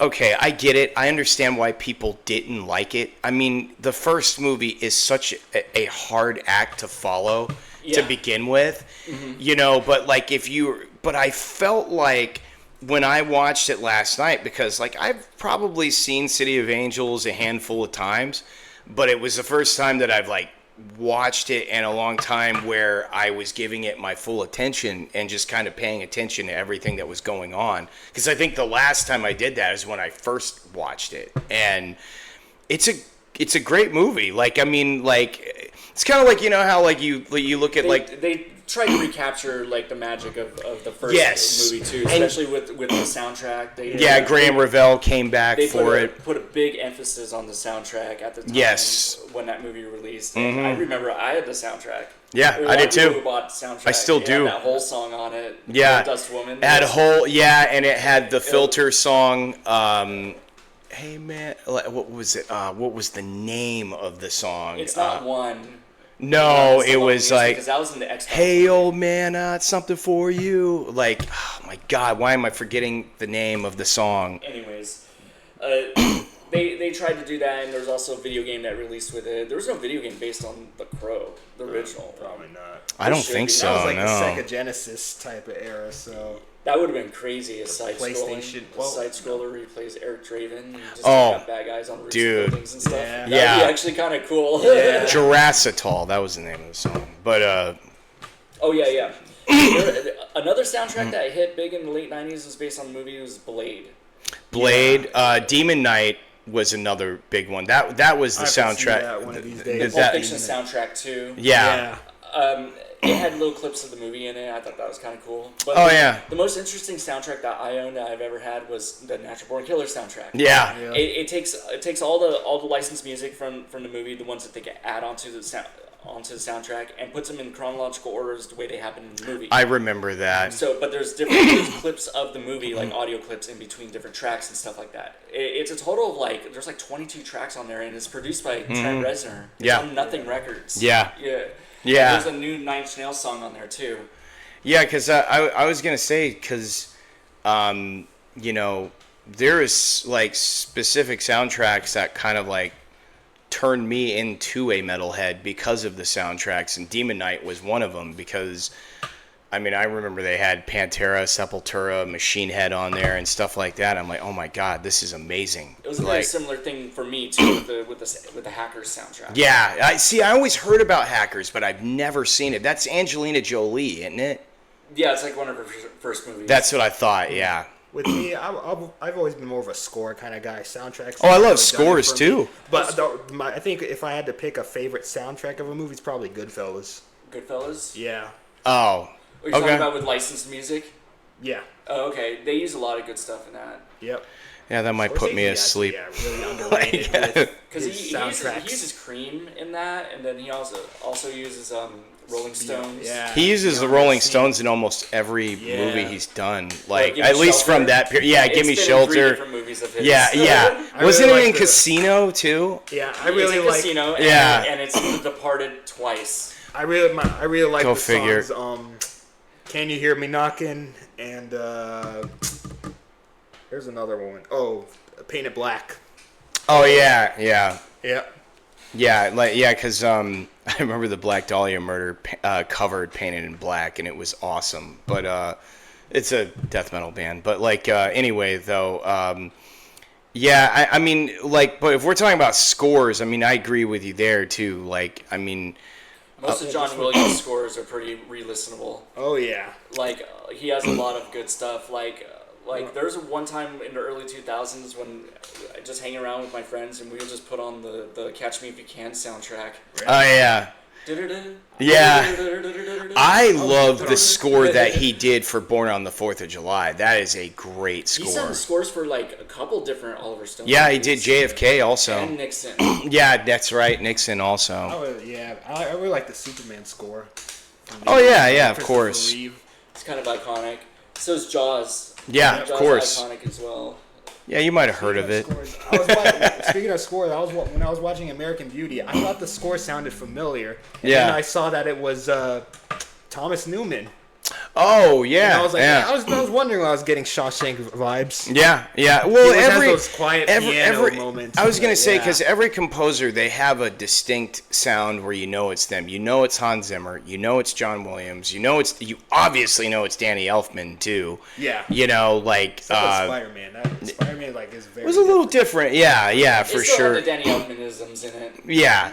You can't hide it too much, but That wasn't the first time he worked with Sam Raimi either. Because he worked with him with Darkman. Darkman, Yeah. And he did the March of the Dead theme for Army of Darkness also, the opening theme. Danny Elfman. Yeah. He did the Simpsons theme as well. Yes, he and did. Tales from the Crypt. I Yep. did not know that he did Simpsons. Oh He did yeah. Simpsons and Tales from the Crypt, and it's kind of crazy because they have similar cues, music cues, like both those themes. Yeah. Did he do Pee-wee? He did Pee-wee's. Yes, Big he did. Okay. Yeah. He's done all of Tim Burton movies except Pretty much. for Ed Wood. Yeah. Ed Wood was done by Howard Shore. I think so. It fits the movie perfectly, though. Really? Yeah, because it definitely gives the 1950s sci-fi vibe. Yeah. Without it going over the top like Danny Elfman probably would have produced. Yeah. Ed Wood is a really good movie. Like, Yeah. I heard that. Yeah, I haven't watched that one. I need You guys to haven't see seen it. Ed Wood? Yeah, I Oh, haven't jeez. seen that one. Like, which is weird too It's probably because Tim Burton's best movie. Really? Yeah. Really? Okay. Yeah, it's definitely up there. It's the last movie that he truly gave a shit about. That's my quote. I've been saying that for years. I was like, he still has not topped this movie. I mean, he came close with Sleepy Hollow, but Sleepy Hollow is like just more like visual stuff. Yeah. But yeah, Ed Wood is like where that's his His apex. peak. You know, Yeah. that's his top right there. Speaking of Tim Burton, Batman 89 or Batman Returns? Batman Returns. 89. Batman Returns. 89 day. Yeah, All right, look, I am used to being in the minority opinion on a lot of things, so it's like I just like I mean I love '89 Batman obviously, but I got a soft spot for Batman Returns. Like I saw both of them in the theater, but I had so much fun when I went to go see Batman Returns. I 100%. Yes, I like it 89 is. better. The score No, is better. the That's score one of in the Batman biggest- Returns is way better than the score in the bro. first one. I actively so listen. More complex. I do too. It has all the like the gothic feel. Okay, maybe he put more effort into the Returns, but I like 89 But better. 89 also has a Prince soundtrack too. Yeah, Which that's is, true. Which is crazy. He For all the recorded Joker an entire stuff. album for that. Yeah, There's he like did. 10 there's like He 10 did. songs. Yeah. It's its own CD. It's its own Yeah, record. it is. Yeah, that like, because I remember sometimes I would get mad because I'd get them mixed up when I would see it on CD, and I'm like, Yeah. fuck, man, this is all Prince songs. Like, I Yeah. wanted Danny Elfman. That's why I checked out the cassette tape from the library back in the day. Yeah. And I was like, what is this? Yeah. So he has and an also- entire album for it. Yeah. And there's 9 songs. Still a better score. But Nope. also, I like Joker better than Penguin. Well, yeah. I mean, Yes. Cause but I mean, yeah, Penguin's for just sure. I weird mean, and yeah. creepy. You know what I mean? Penguin is just disgusting. Yeah. In the movie. He's portrayed as like an little- animal. you yeah. know, Yeah. Like he's Which pretty grotesque. which He has, makes like, sense, you know, the considering. black shit coming out of his mouth, mouth. yeah. Yes. Ugh. He bites that guy's nose. Yep. Yes. Yeah. After he was eating a raw Eating fish. raw fish. Yep. Yeah. Yeah. God, that's brutal. Man, like you you see get blood your squirt out yeah of his you nose. you get your It's like, nose this is you PG-13, get this is Yeah. crazy. you get your nose bitten off and the guy's got fish breath on top of it. That's brutal. Yeah, I heard that Tim Burton, like, he said he didn't really like enjoy his time making Batman '89. Like, It's because he didn't have as much director control. Exactly. It was- That's what- It's only his second movie. that was his stipulation for coming back for Batman Returns. If He had wanted more full control. creative control. Yeah. Yeah. Well, it's funny And I think that too. was to the movie's detriment. I just think that the movie gets kind of boring. Batman Returns. I mean, yeah, it does have some slow points, but I still love Batman Returns though. Like, It has a great visual style to it. I yeah. Well, same with Tim Burton, but like, I mean, it's just like Edward Scissorhands has a great visual style too. Oh, for sure. Yeah. Which is funny because I remember the making of Edward Scissorhands. It was shot it over here in Tampa. yeah, Yeah, In Lakeland. But like if you, I think it's the behind the scenes Where's that HBO hill with the special. mansion on the top? Sorry, I was a miniature, sir. I think there's a matte painting from some of the shots though. Yeah, I think specifically for that shot in the little rear view mirror, they like put a little model like right in front of it. Oh, to really? Make it look like, yeah. Well, that makes a lot of sense. All these years, I'm looking for it, and it doesn't even exist. So you go to the mall. But where the hell did he get those big ass blocks of ice? Yeah. Yeah. Where did he get that? Suddenly there's a big ass block of ice in the backyard, and he's like sculpting her. I always love when Alan Arkin. And when does the movie take place anyway? Like, because it's obviously the chick, Winona Ryder's character, that's an old lady at the beginning of the movie telling the story. Oh, Does it yeah. take place like in 2050 or something? Or Well, maybe. is it Who in the knows? future? Who knows? I just thought about something like that. But other than that, I love Edward Scissorhands. Yeah, I do There's a too. few See flaws that? in it, Like but the that's part it. with the strip mall? You remember the strip mall with the big arch? Oh, where the redhead lady tries to rape him? Yeah. Yes. You can go to that. You can go Kathy there. It's right Baker, there yeah. in Lakeland. I passed by it a bunch of times. Yeah, I have too. Yeah. Yeah, I've been there. Yeah, like I always laugh about the It probably part. doesn't look the same though. It doesn't have the pastels. No, or anything. Yeah. it's all like white now. I always laugh about the part when he goes and he starts, making like different animals with the bushes in their backyard or something like that. And Diane Weiss is like, "Look, honey, it's us." And Alan Arkin's like, "Yes, it is."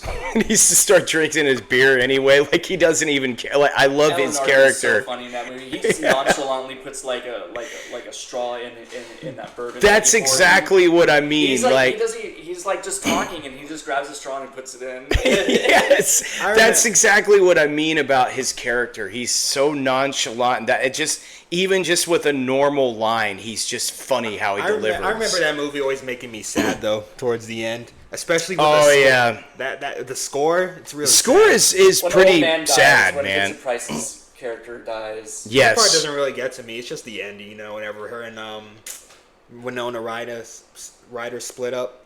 Yeah. Like Yeah. when he sees her again, that's pretty. That always But gets I me guess he's choked immortal, up. huh? Because he's like a Robotic. Something kinda. like that, yeah. Yeah, he's like- Yeah.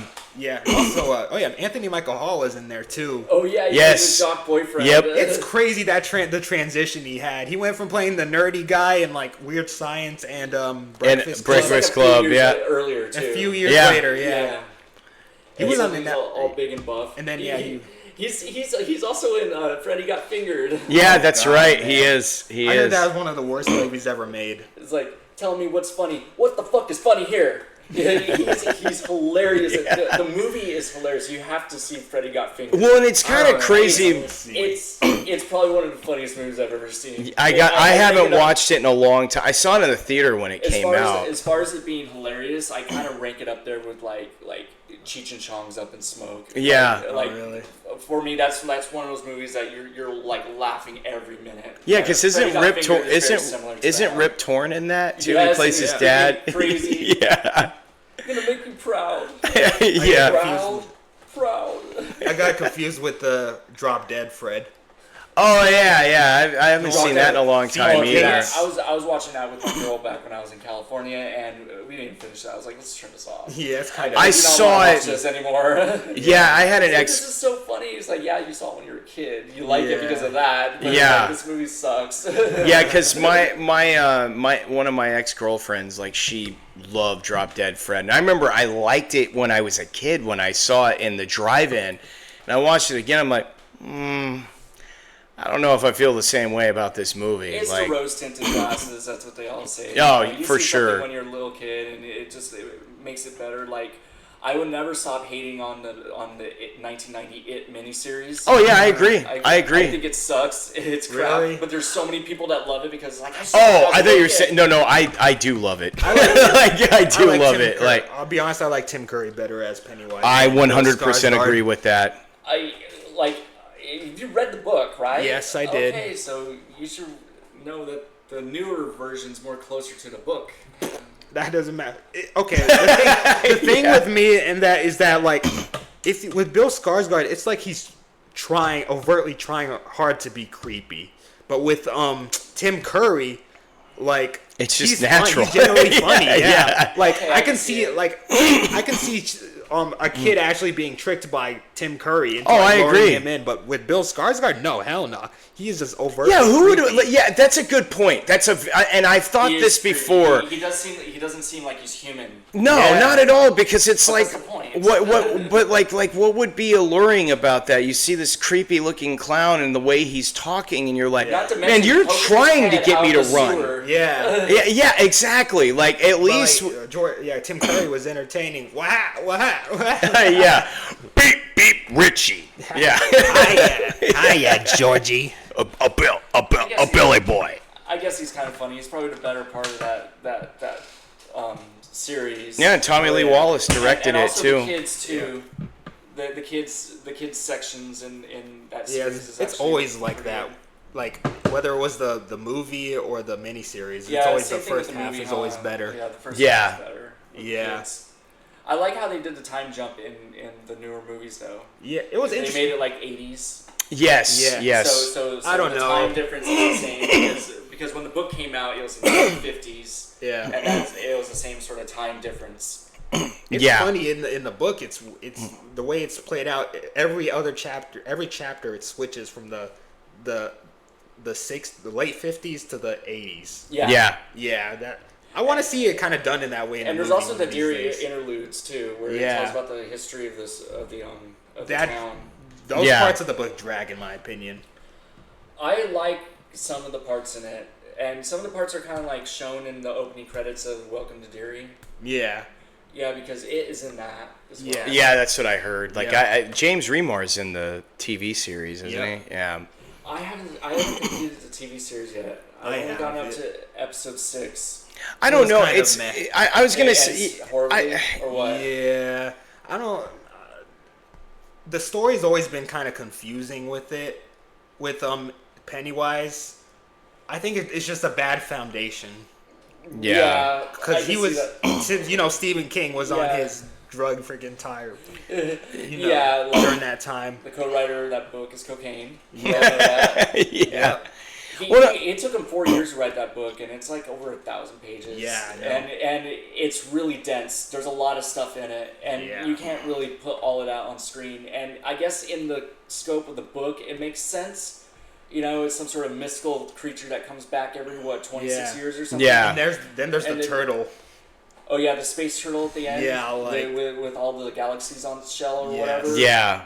I don't know what the hell. Like, at that point in the book, I was like, I have 20 more pages. I'm just going to bust this out and finish this book tonight. The cocaine Yeah. definitely took It was over. like, what the hell is he talking about? Yeah, King says he doesn't remember like writing some of his books. Like with Cujo, doesn't remember writing it. A lot of it. The thing is, he edits his own novels. Yeah. He doesn't have an editor. He edits himself. Yeah. Like, he'll Yeah. go through the novel again and pick and choose and rewrite stuff and all that stuff. Well, But the one thing that I was going to say too, because you guys were talking about Welcome to Derry, and you know how like sometimes like even if something is like a hit or a success, like hype can just kind of kill your interest in seeing more of them kind of expanding on that world. And like for me, kind of like the Avengers a little bit, like.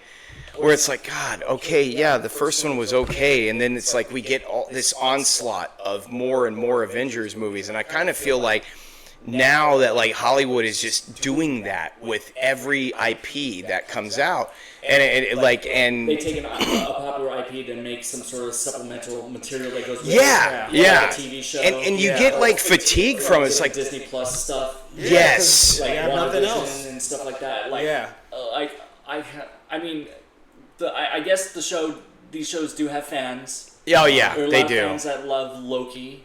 Yeah. Yes. I seen like the first 2 episodes. I was like, it's alright. It's I thought it was comedic. fine. I It's- enjoyed it. It's fun, I guess. But like, I didn't really care to watch any of the No, because it's just like I'm just over it. I I'm agree. over the MCU. I like because I guess I'm the minority when it comes to this. Like I mean I guess we could all agree that we've got like Marvel fatigue, but I was over it after the first Avengers. I was like, okay, this is getting excessive, and I know there's going to be more of them. And it was just, I was getting less and less interested in all the other Marvel movies, unless it was like the Punisher TV series or Daredevil or something like that. Those aren't really connected though. No, I know they're not. Now they I know, but Now they are because yeah. But yeah, I mean, it was just I was getting like heavy amounts of fatigue because it's like, yeah, I love comic books too. I grew up reading comic books and stuff like that, but I don't need to have every Marvel character adapted to either TV or a movie. Like. That's Disney's money machine. There were some that should have appeared earlier too, such as like Adam Warlock, for example. Yep. He appears in Guardians 3, and I've been waiting for that character because he's in an original Infinity War. Yeah, the comic book Infinity War. He has he's got the Soul Stone. I bought the comic book for my friend for his birthday once, and he read it, and he's like, "Yeah, it's completely different from the movie." And I was like, "Oh, that's crazy." It was like Adam Warlock is a huge character in this, and I was like, "When are we gonna see that character?" And then he shows up in Guardians 3. I'm like, okay, fine. It didn't bother me too much the way that whole Infinity Saga played out. It was alright. I like Infinity War a lot more than Endgame. I don't blame you. Near the end of Endgame, like 2 hours in, I didn't watch they're Endgame. doing Back to the Future Part 2. Yeah. Yeah. I'm bored. I'm just like, when is this going to end? And then the battle starts, and oh my god, it was just the beginning of it, because it goes on for like an hour. Yeah, because I've heard... That was one of my funniest, My brain was not physically active to keep up with it. I was just like, I'm just over this. I just want to leave. The only other one that I watched was The Age of Ultron, and I wasn't even really all that impressed with that one. That movie sucks. Yeah, it's not good. Well, it's great. Ultron himself is great. Oh, James Spader. Yeah, the character. Yeah. But I liked Endgame was the thing for my generation. Maybe that's why I liked it so much. Like this whole MCU thing. Mm-hmm. Yeah. Well, it was the end. It's literally called Endgame. Yeah. But almost they should have taken time off. Almost $3 billion. Seriously. And look what happened. Speaking of movies, is that thunder outside? Yeah, it's thunder. Speaking of movies that it's time to end, Avatar. Please, God, yes. I haven't seen Avatar 3, and I'm an Avatar fan. I like Part 1 and 2. I think Part 1 is great. I've seen it a bunch of times. I've seen Part 2 a few times in the theaters. Yeah. I saw it twice in the theaters. I did not see the third one in the theaters. It made It's made the least out of both of them. It's Yeah. made only like 1.4 But that's the whole billion. point. It's like, now that I missed it in the Jesus. theaters, like, I'm not even sure if I want to watch it on streaming. Yeah. I was like, I want to see this in 3D, but like, I was just going through some times so I just didn't have any money or time to go, Yeah. I was just like, I can't make it out to the theaters, Especially Apparently, if you're- I know. Apparently, 4 is happening still, according to things. Well, yeah, of course, they made $1 billion. No, it's getting diminishing returns, man. Oh man. Oh, is The it? last one made 2.2 billion. This one made 1.4. So it's not gonna. They're not gonna be able to sustain it. 1.4 billion? Yeah. That's still a lot of money. I was going to say, I mean, it is... That's You know still how expensive those that's fucking still like movies? in the top 10. Yeah, but he has all Those the tech movies already are- there, Nah, Like, man. He just needs to get the actors and shoot. We'll see, man. We shall see. Also, Like, he's just building onto what he already created, basically. speaking Yeah. of James Cameron, there's a debate me and Mick had before. Okay, not Leviathan. The Abyss or Titanic. Oh, yes. You already know my answer. Titanic. Agreed. I'm gonna put Disagree. Titanic as Titanic's it's a better movie, but the Abyss has its moments too. I just watched them both recently. So Oh, it's did sort of you? pretty Yeah. fresh on my mind. I just saw the director's cut again for the first time. It's always going to be The Abyss The for Abyss me. is too damn Tight- overambitious. It's Yeah, very but... good, and I love the realism of it, and it has a lot of good special effects in it. Absolutely. It flows. It's a good movie. It keeps you entertaining. You know I don't who like the good sci-fi. guys and bad guys are. I don't like the Yeah. sci-fi It's a really aspects of it. blue-looking movie too. Yes, it is. I do not and like Michael the- Biehn as Coffee is amazing. And You know, if it was just him as the main villain throughout the whole movie without all the alien bullshit, I think I would like it better. fair enough. I do not like the whole alien sci-fi That's what makes angle it to the James Cameron movie. Yeah, that's true too. Yeah, but No, it's like, okay, for me, Titanic was the beginning of the end of James Cameron for me. Like, it was okay. Like, I still just can't get behind the Jack and Rose love story. I mean, and I know that this isn't like a theme that James Cameron hasn't explored before that. I'm well aware of that. But it was just like this one, I'm like, oh my God. Like, and it didn't help, like, when that movie came out, especially because, you know, me and Rafe are the same age. So when we're going to high school and you're hearing all these other girls that you're going to high school, like, oh, it was so beautiful with Jack. Like, I don't care for that movie. Yeah, like, at first I was like that too, and then my mom went and saw it with my dad in theaters. Like, she told me, he's like, you have to go see this movie in the theaters. So I saw it in the theater, yeah. It's like I went with my friend Tony at the time when we were both in high school. We went and saw it in movie theaters. Middle of the day, it was the 7th week it was open, and it was fully packed. Oh yeah, there was people sitting in the aisles. This is the 7th week. Yeah, because I saw it with my best friend Andrew when it came out. You never saw anything that big before. It's still one of the highest grossing movies ever. Yeah. It would be by like even till today. Adjusted for inflation, I think Gone with the Wind probably beats it. Number one. Yeah, or Star Wars, something like that. But the phenomenon that was Titanic, it was like 14 weeks at number one. Yeah. It lasted 14 straight weeks. Crazy. It was crazy. It was just like, the song was everywhere too. That's what I hated. Yeah. Oh, dude. Yes. Yeah, oh my God. I heard that every day. I swear. It was on the radio every day. It's like the one, and it's also like the one James Horner score that I just would like to forget about, like forever. Yeah. Like I mean, there was moments in that score, if it's not with the stupid. You know, not just with what was the name of the singer that did Celine Dion. Celine Dion, yeah. But like not just like, because you know how like James Horner kind of put his score also while she was singing over like the score kind of. Well, like, he wrote the song. That's what I thought. Yeah. And like he wrote the instruments for that song of hers. Yeah, and she sang it. Yeah, so like he's credited as a writer. That's what I thought. Yeah, like, but I like when it came to the kind of intense kind of score of the film, I liked that aspect of it. But when they first spot the iceberg, the score is really good, that scene. Yeah, yes. I like a lot of the parts that are like in modern times. Oh, Bill Paxton, I like the parts with Bill Paxton a lot. I agree with that. And I do like a lot of the parts with the guy who designed the boat. He was probably my favorite actor in the movie. British guy, yes. British actor, I just looked at. I just saw that he was He's in. One standing I know at him. What was his name? The glass falls off the. Yeah, because he was in The Ghost in the Darkness also, and he was in that one movie that came out in the early '80s with Mel Gibson and Anthony Hopkins. Fuck, he's the one that says, "She's made of iron, sir. I assure you, she will sink." Yeah, it's a mathematical certainty. Yep. Yes. Yep. Yeah. I like that guy's performance in it. Yeah. The other movies that Cameron did before Titanic. Lies. Yeah, he did True Lies before Titanic. Yes, he did. And I think he was gonna jump onto Avatar at the time, but technology wasn't there. Yeah. Not for what he wanted to do with like. Because Michael Biehn told the story about that on his podcast. He was saying that like. When he went to go to the gym with him or something, and I guess afterwards they went to his office and he had two scripts sitting on his table. He said one was Avatar and the other one was Alita Battle Angel. Alita. He was going to do Alita Battle Angel after Avatar. And Avatar blew up, and then he decided, fuck it. Yeah, and he gave it to Robert Rodriguez. Because it was listed on his IMDb as announced. Yeah, he announced it. I remember that. Like, I was like, "Oh shit, a new James Cameron movie." That's what I thought for Avatar. I was like, "Holy shit!" And the music that they used in the trailer is not the music that was in the movie. Yeah, I was like, that kind of sucks. It was some sort of filler music they used. Yeah, wasn't it? James Horner did the music for that too. It was really cool.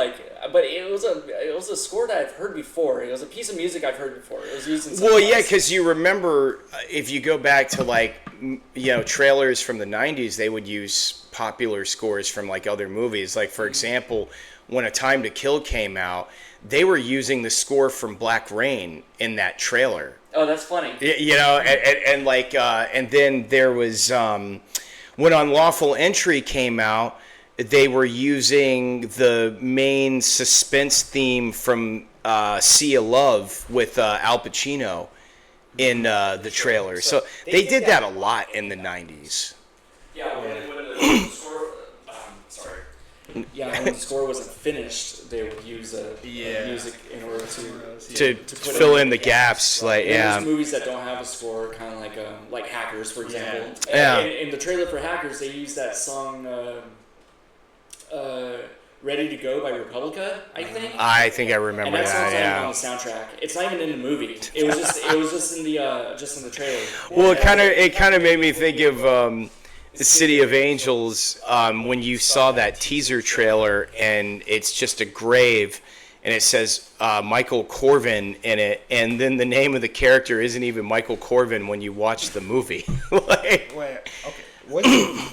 Was it James Horner or James Newton Howard that did the score to Unbreakable? Oh, that was James Newton Howard. Yeah, okay.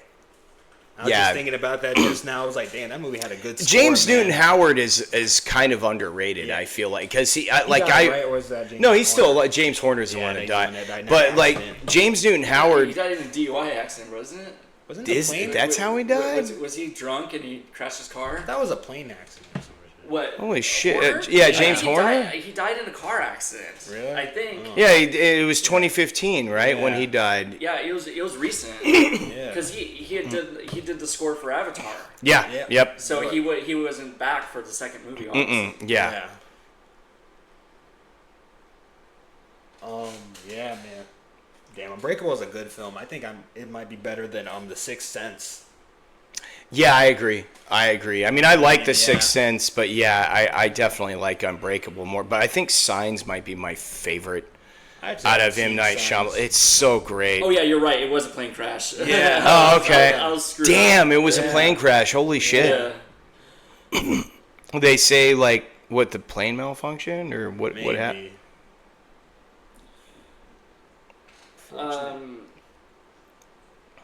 It was just the plane just went down in a remote area and somewhere over like a California forest, like Santa Barbara. It said. Wild. Damn, that's a hell of a way to go out. Could have made a great score for that. That's shitty. I'm sorry. I was thinking about movies that involve like airplanes, and I was looking at that movie Sully. With Tom Hanks. And I was thinking about either watching that or Flight, but I couldn't find either of them on streaming. Well, because when you said that, it made me think of Clint Eastwood, because I actually watched Mystic River, and I watched The Mule recently over the last few. I actually watched The Mule last week, and I'm like, wow, that's a really good movie. God, I still need to see Mystic River, man. Mystic River is great. Really? Yeah, I haven't seen it. Oh, it's so good. I know it's got Tim Robinson. I'm not even surprised with him anymore when he says these things. You could do like there's 3 movies based on that author's novels. There's Mystic River, Gone Baby Gone, and The Town. Uh-huh. Oh, wow, I didn't know it was the same author that did those other 2. I think it's the same. Well, it's definitely the same author as Gone Baby Gone, and that was that Ben Affleck movie. Yeah. He directed it, and then he did The Town after that, and The Town is great. Yeah. Actually, I was going to say Gone Baby Gone was really good, too. The Gone Baby Gone. I don't really remember it, but I just remember it being depressing. Like it was Mystic depressing. River's depressing. Yes. So it's Mystic like River is very, very depressing. Great movie, though. Just...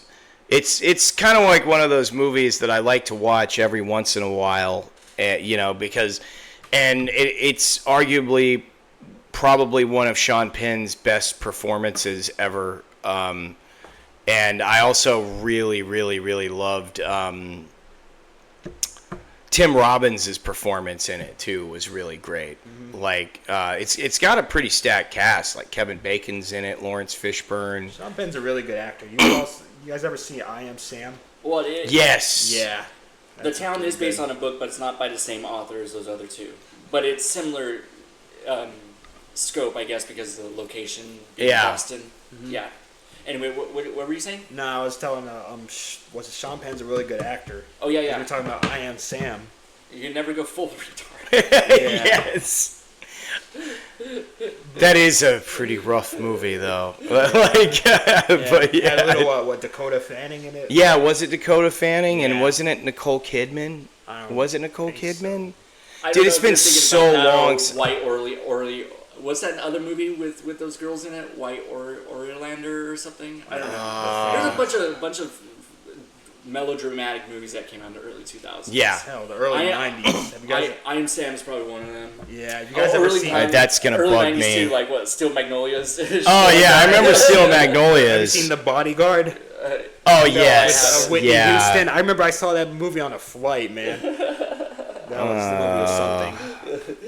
I'll pass. All the melodramatic movies of the early 90s. Fried green tomatoes. I Am Sam. I gotta see because. Oh, it's Michelle Pfeiffer. Oh, okay, yeah, Michelle Pfeiffer. I remember now. Yeah. You guys heard that new movie that come out, Project Hail Mary? I've heard good things so far. It's based off a book by Adam McKay. He also wrote the book that The Martian was based off of.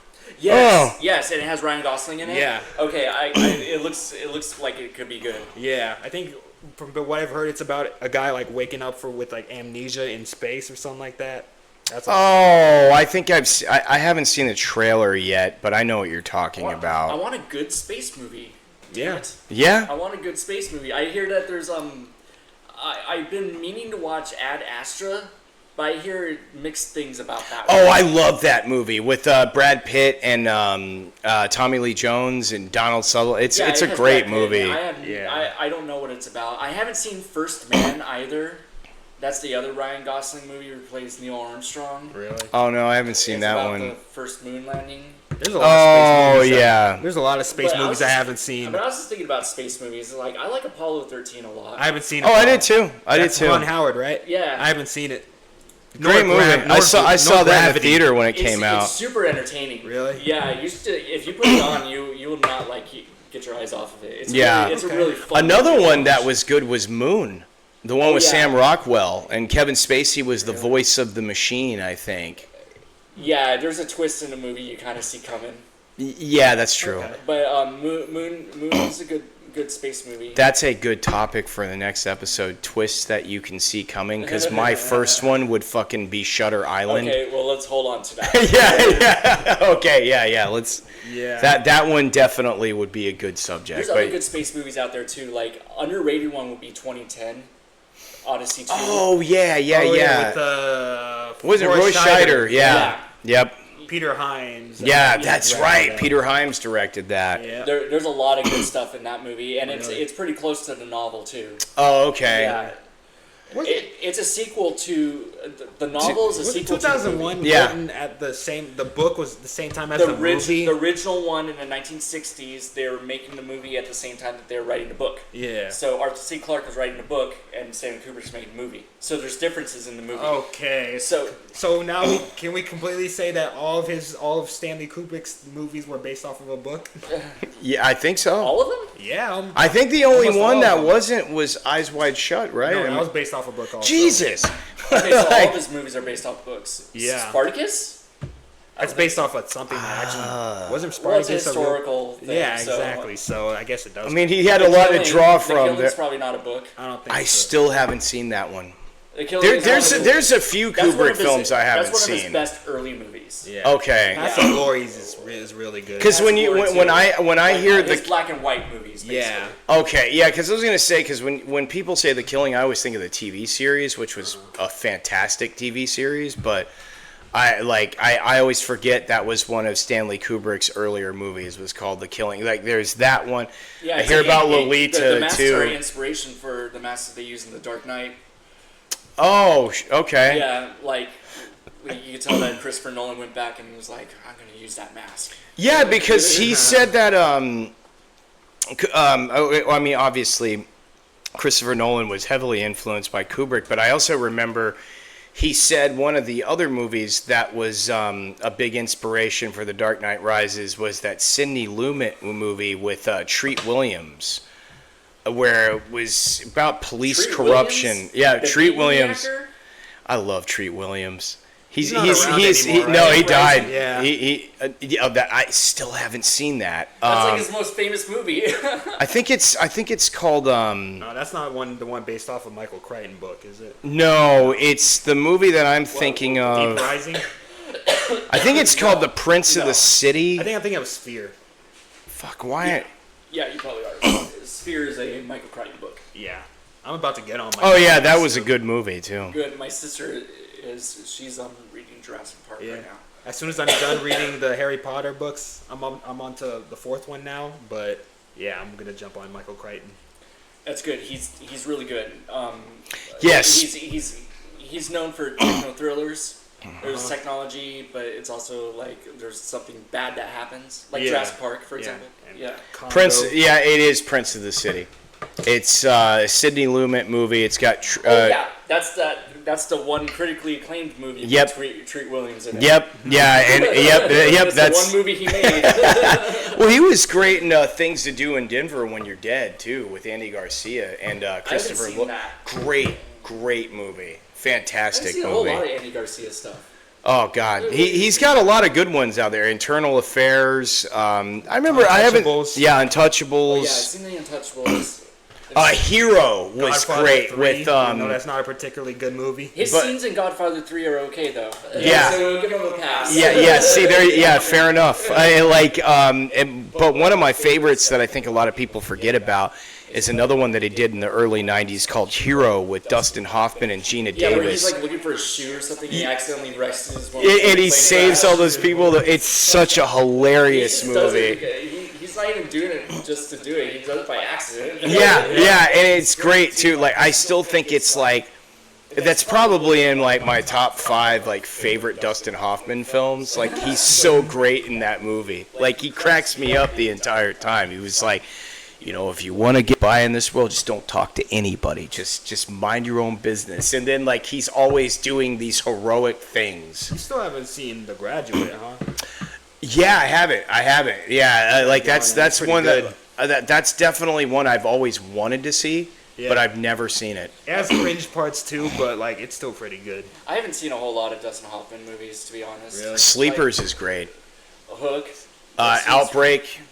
I've seen Outbreak. I've seen Hook. Rain Man. I've seen Rain Man. Oh, Rain Man's great. Yeah. Yep. Barry Levinson. Yep. Yeah, but some of his other like iconic roles, like Tootsie, I haven't seen that. I haven't seen Kramer versus Kramer. No, I haven't seen Kramer. Fuck Kramer versus Kramer. Really? Oh yeah, with Meryl Streep, right? That movie won Best Picture over Apocalypse Now. Like, get the fuck out of here, dude. That does piss me off. I didn't know that. Here, I haven't seen it, so I What? Kramer versus Yeah. Kramer, so. Dude, And, that's bullshit. Apocalypse Now won the Palme d'Or at the Cannes Film Festival. Oh, really? Yeah. Well, you And see, it goes back to like, the United States, and like it gets beaten by Kramer versus Kramer. I mean, don't get me wrong. I like that movie, but it's not better than fucking Apocalypse Now. Not even close. I guess the Academy was tired of giving it to Francis Ford Coppola, even if he deserved it. Yeah. Yeah, that's true. Because like he had 4 movies in the 70s, all 4 of them nominated for Best Picture. I just kind of imagine them being like, dude, Francis, come on, man, stop making good movies. Like, Give someone else a chance. Give someone else a chance. yeah, exactly. You know what was another bullshit snub? Raiders of the Lost Ark. Great. Because Great It was movie. nominated for Best Picture. Yeah, but it lost to what? Chariots of Fire. Oh yeah, that's right, huh? I haven't seen Chariots of Fire, but like, come on, is that a better movie than? See, but when you guys, better you than know, Raiders? No, hell no. But- Yeah, no, like, It has that iconic, Yeah. that iconic theme. Yeah, Chariots of that's Fire. the Yes. When they're running down the beach. Yeah. I've never seen it though. Yeah. I haven't either. Like, Olympics, right? Olympic That's I the movie think that so. won Best Picture of '81. Yeah, Was it? It was for '81, but the awards were in 1982. '82. Yeah. yeah. Yeah, like I said, it beat Raiders. Yeah. Which it's funny too because when you bring up the Oscars, I just think about that scene in Hard to Kill, the Steven Seagal movie. It's like, go home and watch the Oscars. The Oscars. I hate the Oscars. I like the Oscars to a certain extent. Like before, back in the day, it was better because it was like an event, and you got all your friends together, and you watched it, and then you kind of predicted who won, and then you saw the clips of the movies in there too. Yeah. Yeah. And there was like a whole like production behind it and stuff. And nowadays, like sometimes they just keep trying these new different things where they bring out the previous winners to do the nominees. I'm like, I don't care about this. Yeah. It's like let's just bring out a presenter, present the nominees, show clips of the movies, announce the winner. That's it. Yeah. You know? That's what I want to see. It seems like the Oscars fell off like in the 2000s. It was more like the 2010s, I would say. Yeah. Yeah, like that's when it was starting to like decline. That's Oh, why yeah. I stopped watching them for a good period of years. Oh yeah, like God, when was the last time? Like I'm not watching them right now. But on top of that, I don't even have a TV. So Yeah. I'm gonna just look it up later. Yeah. Yeah, because I was gonna say I don't even remember I remember I used to watch the MTV Movie Awards. Like that was like the last thing. But the Oscars though, They replayed probably it at early MTV '90s. Awards, I seen it multiple times at the same award show for MTV Movie Awards, like in '96 or something. Yeah. It's like they just replayed in the middle of the day. It's like, oh yeah, it's like. Yeah, because I remember that one when Jim Carrey came out with the big beard, and I think he won an award for the Cable Guy when it came out that year. They got the Moon Yeah. Man. Right? They had the Moon Man statue. Yeah. Yeah. Silver Yes. And I think Yep. Michael Keaton was presenting it. Oh wait, that was for the yeah. VMAs. The Moon Yeah. Man was for the VMAs for the it was like a reel of film or a popcorn. Oh or something. yeah. No, What I was think it was like a popcorn thing. It Like, wasn't the Moon Man, right? The Moon Man was the. Let me Man on the look. Moon, Yeah. MTV Movie Awards. Yeah, award shows ain't what they used to Award. be. Oh, it is a Moon Man. Wait, VMA Is it? is a Moon Man. Okay, Video Music Awards is a Moon Man. I was just looking it up for Oh. movie awards. For me, it's popcorn. Oh, okay, so it is popcorn. Yeah, It's that's a thing of popcorn. yep. Okay. That's what it looks like right Just there. remember when. Oh, okay. I remember when Tarantino won for best director or something over Forrest Gump. And in Yeah. his speech, he was like, pop quiz, hot shot. That's what he said. Dude, 94 is probably one of the best years for film They- in history. They did use Most of the 90s are. 94 is pretty good, though, because he had Forrest Gump and he had Pulp Fiction that year. Yep. What else was out that year? Speed. for '94, it was there was Speed. There was didn't Falling Down come out in No, that '94? was 93. Oh, that was '93. Okay. Fuck. No, I know it. Falling Down is like one of the True most Lies LA came movies out. ever. True Yeah. Lies came out in '94. Yep. Yeah, True Lies came out in '94. Oh my God, this is like one of my years too, and I'm spacing Yeah, what same. other I don't know movies why. came out. Son of a bitch. What else came out in '94? I'd say Natural Born Killers, but that's like not a Leprechaun very 2 good film. came out in 94. Yes. Did it? Wes Craven's New Nightmares. Terminal That was 92. Velocity. Oh, No, it was. Yeah, no, I'm right. It was 94. Terminal You're right, Velocity. Terminal Oh Velocity with my Charlie God. Sheen, Yeah. Where they're jumping out of airplanes. Mary Shelley's Frankenstein. Oh, I still haven't seen That's that. probably the best adaptation of Frankenstein. really? Yeah. I want to. That's the one with De Niro, right? Mm-hmm. Okay, movies in There's '90. more in the 90s. Blown Away. That's a great movie. That- That is a great I've seen it a few movie. times. Oh, The Client. The Client. That was a good one. John Grisham, based off Yeah. of Leon, the Professional. Yeah. I'm in. Stargate. Yes, I saw that in the theater. Maverick. Oh, dude, there's a movie called Drop Zone. That's a great movie with Yeah, so- Wesley Snipes and Gary Busey. So Drop Zone and Terminal Velocity, are these twin movies? They are. They are. They absolutely are. Oh, Street Fighter came out that year. Disclosure came out that year. The Professional. Wyatt Earp. The The Crow. Crow, yeah. The Crow, yeah. Oh my God, that Good pisses movie. me off. That should have been the most obvious one. Yeah. Like, Reality Bites, Legends of the Fall. Clear and Present Danger. The Shadow. That was another comic. That's a book. great movie. It's I a- love it was that a movie. Time Cop. I recently. loved it. Time Cop. Okay. The Phantasm Part 3. Natural Born Killers. Yeah. Dumb and Dumber. That's Speed. Dumb and Dumber and Surviving the Game. That was also Jim Carrey's year. Yeah. Like, Yep. oh yeah, freaking Dumb and Dumber, The Mask. Yep.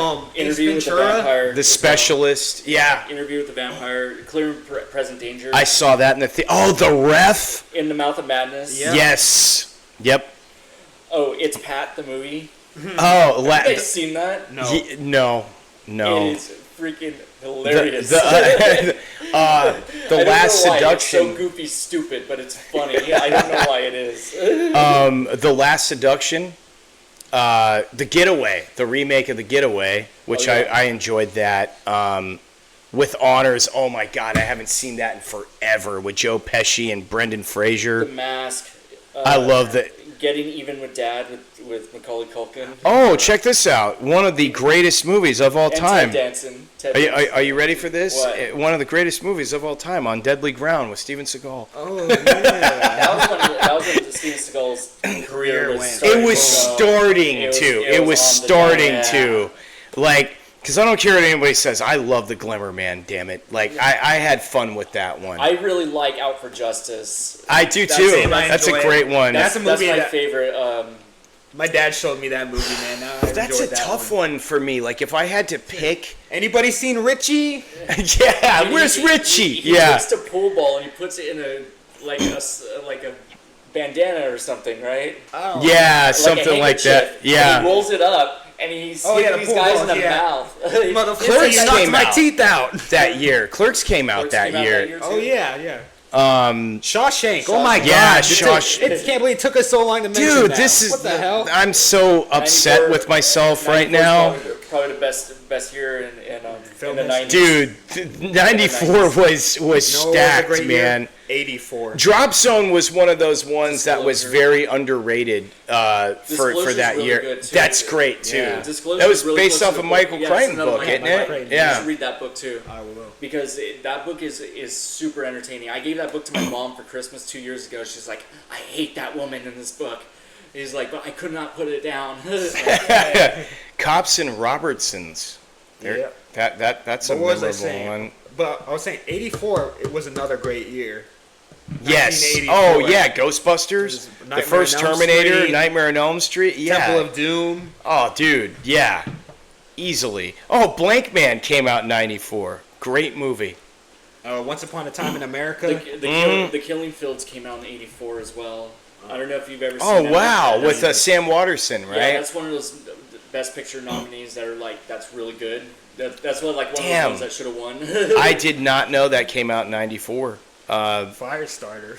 Quiz Show came out that year, but the one on here, The Ref was one that I felt like was one of the most underrated comedies of that year with Dennis Leary, Kevin Spacey.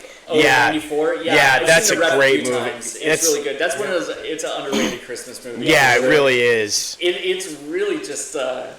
It's one of those. It's one of those black comedies. Yes. Yeah. It's Miracle on 34th Street came out that year also. With the with remake? the one With with that yeah, one that girl was in it? '95, wasn't it? Is that one girl from like Mrs. Matilda. Doubtfire in it? Yes. Matilda, yeah. Mara Wilson, yeah. Oh, Serial Mom came. That was the year that, like, me and my dad and my sister went to go see that, and we walked out of the theater for that one. Really? Was it that bad? Yeah. I've just. You walked out with Serial Mom? Yes, I'm No not. way. I'm You had a not. chance to see that in theaters. And oh my God. Yeah, my dad We watched was. that on VHS. That's Well, the one okay, Kathleen fine. Turner. I'll swap with you because you got to see American John Beauty Boy. in the theater. You can take Serial Mom, and I'll take American Beauty. I've seen a lot of good movies in theaters. Like I've seen. Oh, I have too. I've seen, Fear and Loathing in Las Vegas in theaters. I saw. Oh Demon wow! Knight in theaters. Yeah, I did too. I did Yeah. too. I did too. That's one of my proud achievements saw right Jurassic there. Park in Yep. theaters. I saw Super Mario Brothers. Last Action boy. Hero in the theater. In the theaters. Super Mario Bros. We went and saw that instead of Jurassic Park, and then I didn't realize Regretted it. I made a mistake. I ended up reading the book Jurassic Park before we actually went back to the Dollar Theater to see it like Yeah. a month later. Yes. So I read the book, and between the time that I waited to go see the movie again. It's funny because both those movies featured dinosaurs. Oh yeah, Forrest Gump Yeah, came they're out that similar in a year. way. Yep. Forrest Gump and The Lion yeah, King Forrest came out that Lion year King, oh too. my God. I never saw those movies in the theaters, though. I saw Forrest Gump in the theater. What? Oh wow. I saw those Jim Carrey movies, though. I saw The Mask in theaters and Dumb and Dumber. I did saw see The Cable Mask Guy. in the theater. I've seen. I saw The Cable Guy Me, in Myself, and theaters. Irene in Yep, theaters. same There's here. Something About Mary. Yep. I saw True Lies in the theater. I saw Clear and These Present Jim Danger Carrey in the movies, theater. right? Like there's another Jim Carrey movie. By the time like Liar came out, I was just over Jim Carrey at that moment. Like, Oh, so I wasn't the biggest also the fan of Truman Liar Show. Liar. Yeah, the Truman Show. That's probably his. Oh, best the movie. Truman Yeah, Show was it is. amazing. Yeah, Truman Show. Peter Weir. That's no doubt Jim Carrey's like the best movie. Oh yeah, I would I say. like as Yep. far as like not really funny Jim Carrey, I like, and just more of a serious performance, yeah, I would say so, because I love The Truman Show. Yeah, of the Peter Weir movies I've seen, it's definitely my favorite. I like Peter Weir. I like it better than Dead Poets Society. I like Master and Commander the most out of his movies. I have not seen that one. Did you ever do Mosquito Coast? But I love... Mosquito Coast sucks. Yeah, that's one with Harrison Ford. I hate it so much. I hate that movie so much. I don't know why it's so high on his list of movies. Really? Yeah, people love that movie, and I'm like, dude, this movie's stupid. Another great Peter Weir movie is Fearless with Jeff Bridges. Yeah, I've seen Fearless a long Great movie. Great movie. And then he also did his first movie he did back in like when he was in Australia. It was called like a Picnic at Hanging Rock. About these girls who just go on a picnic and then they disappear. Yeah, because and it's some sort of mystical thing. It's like they just disappear. Like people think that they went into like a different dimension or something. Yeah. But it's never explained in the movie. They're just gone. Yeah. Oh yeah. That movie's all about the photography. Peter Weir did Witness too. I forgot, which is one of my favorites from him. He's retired now, though. Like, his last movie was that movie about The Way Back, I think, with Ed Harris and Colin Farrell. It was just a walking movie. Yeah.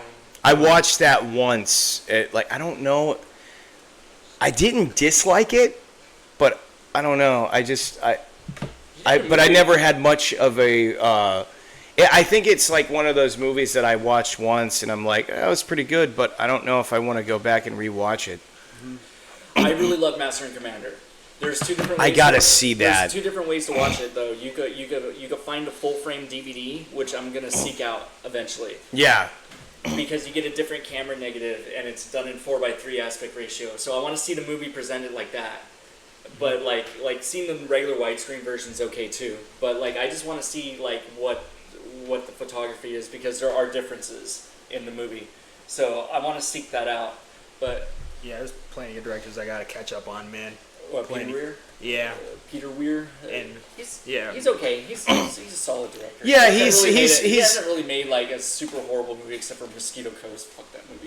I haven't seen that one. I haven't seen that. I think I've heard of it, but I've never seen it. River Phoenix is also in it, right? Yeah, Harrison Ford basically plays Clark Griswold. Really? Really? Yeah, that's basically what his character is. He's a serious Clark Griswold. That is interesting. River Phoenix is Rusty. Just think of it like that. It's funny because that's after he worked with them. You'll get it. Like the dumbass things that he does in this movie is mind-blowingly stupid.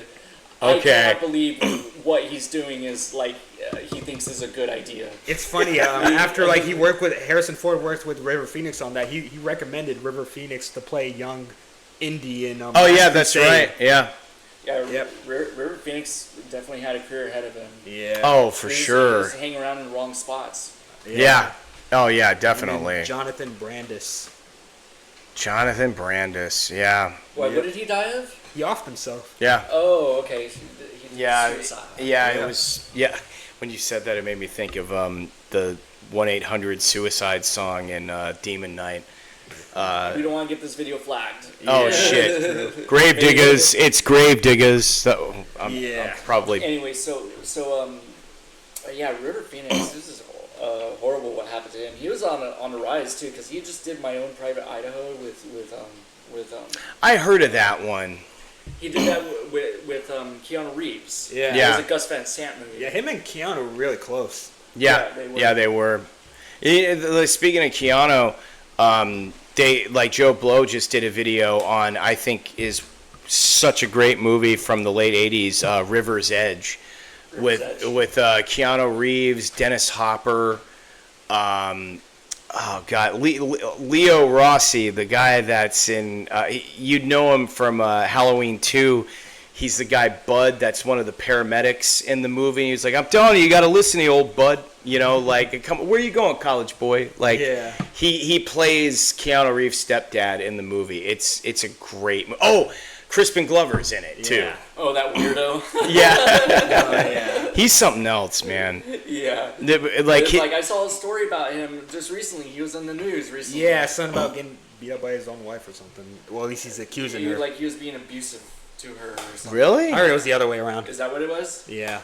I don't know. He just seems like he comes off. He's always been. He's very eccentric, you know. He kind of belongs to I mean, if you think about it, Dennis Hopper was pretty eccentric too. Really? Like, I don't know. I mean, depending on what roles, but like, I don't know, but I mean, I don't know if it necessarily reflects who he was outside of movies, but Dennis Hopper has picked some very strange roles. Like he was Feck in River's Edge. He was in Blue Velvet, which is one of the most terrifying, if not the most terrifying Dennis Hopper performance I've ever seen in my life. He has probably the most memorable scene in True Romance. Yes, yeah, between him and Sicilians. Christopher Walken. Oh yeah, that scene cracks me up, Yeah, dude. me too. It's everybody laughing their ass off that gets me. You're a cantaloupe. Yeah, I love when he says I haven't that. seen it in a long time. But I know It's what scene you're such a talking great Yeah. movie. I love True That Romance. makes you part eggplant. Yeah. about. Gandolfini was in that scene too. Yep. It was crazy. And Gary Oldman Yeah. as Drexel, dude. Dude, I could not believe when the first time I This saw the movie how motherfucker. early they killed him off. Oh yeah. In the movie, I was not He's a expecting bad that. motherfucker. Yeah, it was like. I think he's Charlie Bronson. Yeah, I love it. He was like, that lady right there, she got her breasts hanging out. You didn't even bother to look. Yeah. You just clocking me. This Yeah, must- I know this I'm must pretty. This must be I white ain't boy as pretty day. as a couple of titties. I love his character in that movie. He's only like that one-off character though, huh? Yeah, he is. Brad Pitt's another one-off character in it. Yeah, when Yeah, it's he's not- funny too because Val Kilmer like, played freaking Elvis Presley in that. but remember, yeah, I did. Really? But yeah, Yeah. he was Elvis Presley in Clarence's Mine, head. yeah. Yeah, and like, but remember when they first introduced Gary Oldman's character, and they're talking about eating pussy. Samuel Jackson makes me laugh so hard when he's like, so you telling me that you eat pussy? Like, hell yeah, motherfucker, I ate the pussy, I ate the bud, I ate every motherfucking thing. Yeah, and then he dies. Yeah, he does. Right after. James Gandolfini has a really hardcore scene in the movie where he beats Oh, up yeah. the Yeah, the but Patricia Arquette, yeah, Alabama, yeah. And I think that scene had to be edited down or something. Like It's a pretty brutal you see it, scene. like, and it's full entirety. I think it gave the movie an NC-17 rating or something. So Yeah, they there had it was- down for R-rated version. Yeah, because that's why they There put is out an the unrated director's there cut, is a yeah. director's cut of the Yep. movie that Yeah. restores that Because scene. that's the one that I have, like, because Arrow put it out a few years ago, and I ordered it. That scene is something. He's like, all right, no one Mr. Fucking Nice Guy. Oh, yeah, James Gandolfini Going all was over the like, place. you fucking cunt! Yeah, like, Yeah. Gandolfini's great. Like I Yeah. love The Sopranos. oh, yeah, he's for really sure. Sopranos is great. He's good in that movie called The Mexican. I don't know I've if you've never ever seen it. that with Brad It's a- Pitt. Brad Pitt and Julia Roberts, isn't it? And it's Yeah. about a gun. That's what the Mexican is. It's a Mexican gun that has like this. That's worth a lot of money, and it has like this history behind it. And Yeah. stuff. And it's just a fully entertaining movie. I gotta But check. James Gandolfini's in that too. He's in 8mm. I haven't seen 8mm yet. That's God, Joe is he a Schumacher movie. scumbag in Right. that movie, too? I always hear that there's a part that's hard to watch in it. There's a few of them. Like, yeah. There's a few of them. Like, I love that movie, but like, there was one night my dumbass decided to watch it like late at night, and I was like, I can't do this right now. Yeah. Like, I had to shut it off. Yeah, it was just kind of like, why do I do this to myself? We're like doing 2 hours now, huh? Oh yeah, we kind of just going at it. Well, before we close out, let's talk about tonight's Oscars. Let's see what do you guys think is gonna win? Oh God, I don't even know what's going on. He's gonna win Best Actor. Yeah. I just have this feeling he's going to because I've heard things about Timothée Chalamet, and he's won other awards for it, so it's really kind of neck and neck. But I think that Michael B. Jordan might be winning tonight. You think Sinners deserves the Best Picture? I don't know because I haven't seen enough of the Best Pictures to know. I'm about to say, yeah, because I think you're the only one of us that have seen Sinners. I haven't seen Yeah, I haven't Sinners is either. really good. it. Really? Yeah, but it does run a little bit long. And it does feel a little too pretentious at some points. Most of the story is basically from dusk till dawn. It's the same That's what I was exact sort of thinking, yeah, setup. Oh You know, wow. you have two brothers that enter this thing. One of them gets turned into a vampire. There's like it all takes place mostly in one same spot. Yeah. There's a girl love interest that's also turns bad. And Yeah. there's a lot of, but the ending I thought it really kind of made up for it. I like Okay. the ending a lot, but It's a pretty solid movie, but worth 16 Oscar nominations? No, not even. I always found Ryan Coogler kind of overrated. He's a bit overrated. I think that this Black Panther did not deserve a nomination for Best Picture. No, they just threw that in because to appease the popularity type of thing. They have a new Oscar category now, like most popular movie or something. No, that didn't. I heard that was proposed at one point, but I heard it hasn't. It hasn't. They didn't do that. No. Okay. Because there is best casting is a new category. Really? Yeah. They're giving an Oscar to a person who casts actors in the movie now. That what? All right. Best casting. It's turning into like the participation awards. It sounds like wow. Oh, no surprise. Yeah, me neither. Let me check and see what's going on. Oh, there's a live feed somewhere. Oh yeah, it's about to go down soon. Conan O'Brien's hosting it. Damn, I really wish I had TV. Oh man, I do love Conan O'Brien. Yeah, but I want to see what the nominees are. I couldn't tell you. I don't even know what's being nominated. I have no idea. I couldn't give you any predictions. One battle after the other, but I heard that movie's pretentious as hell too. It is. So we shall see, but yeah, casting. Casting is a new category. Yeah, that's ridiculous. That is absolutely ridiculous. The nominees for best casting are Hamnet, Marty Supreme, One Battle After Another, The Secret Agent, and Sinners. Oh my God. Sinners might win one here. I don't know, man. That movie does not have like the craziest stacked cast. Like Michael B. Jordan and Haley Steinfeld. I think that's the biggest. Delroy Lindo is also in it. He's also. Oh, I didn't know that. He's nominated for best supporting actor, I think. Okay. Okay, now I kind of want to see it a little bit more because I love Delroy Lindo. Yeah, he's nominated for Sinners. Yeah. Oh shit! Okay. Yeah, because he kind of dropped off the face of the planet for a while. You know what? An actor I heard that's really good these days is Coleman Domingo. What was he from? He was in this movie Sing Sing recently. Oh, I don't know. I don't know. I heard good things about him. Oh yeah, this guy. Yeah. I've never heard of him. Oh, I know. Like once I saw the picture. Yeah, I know who he is. Yeah. Because he was in the new Running Man, wasn't he? Yeah. Yeah, that's what I thought. Yeah, he was great in that. Like, he was fantastic. Yeah. But, well, anyways, I think we should call it quits for tonight. Yeah. Yeah, well, we gotta, just so everybody knows the reason why the lost time. We haven't seen Rafe in weeks, so.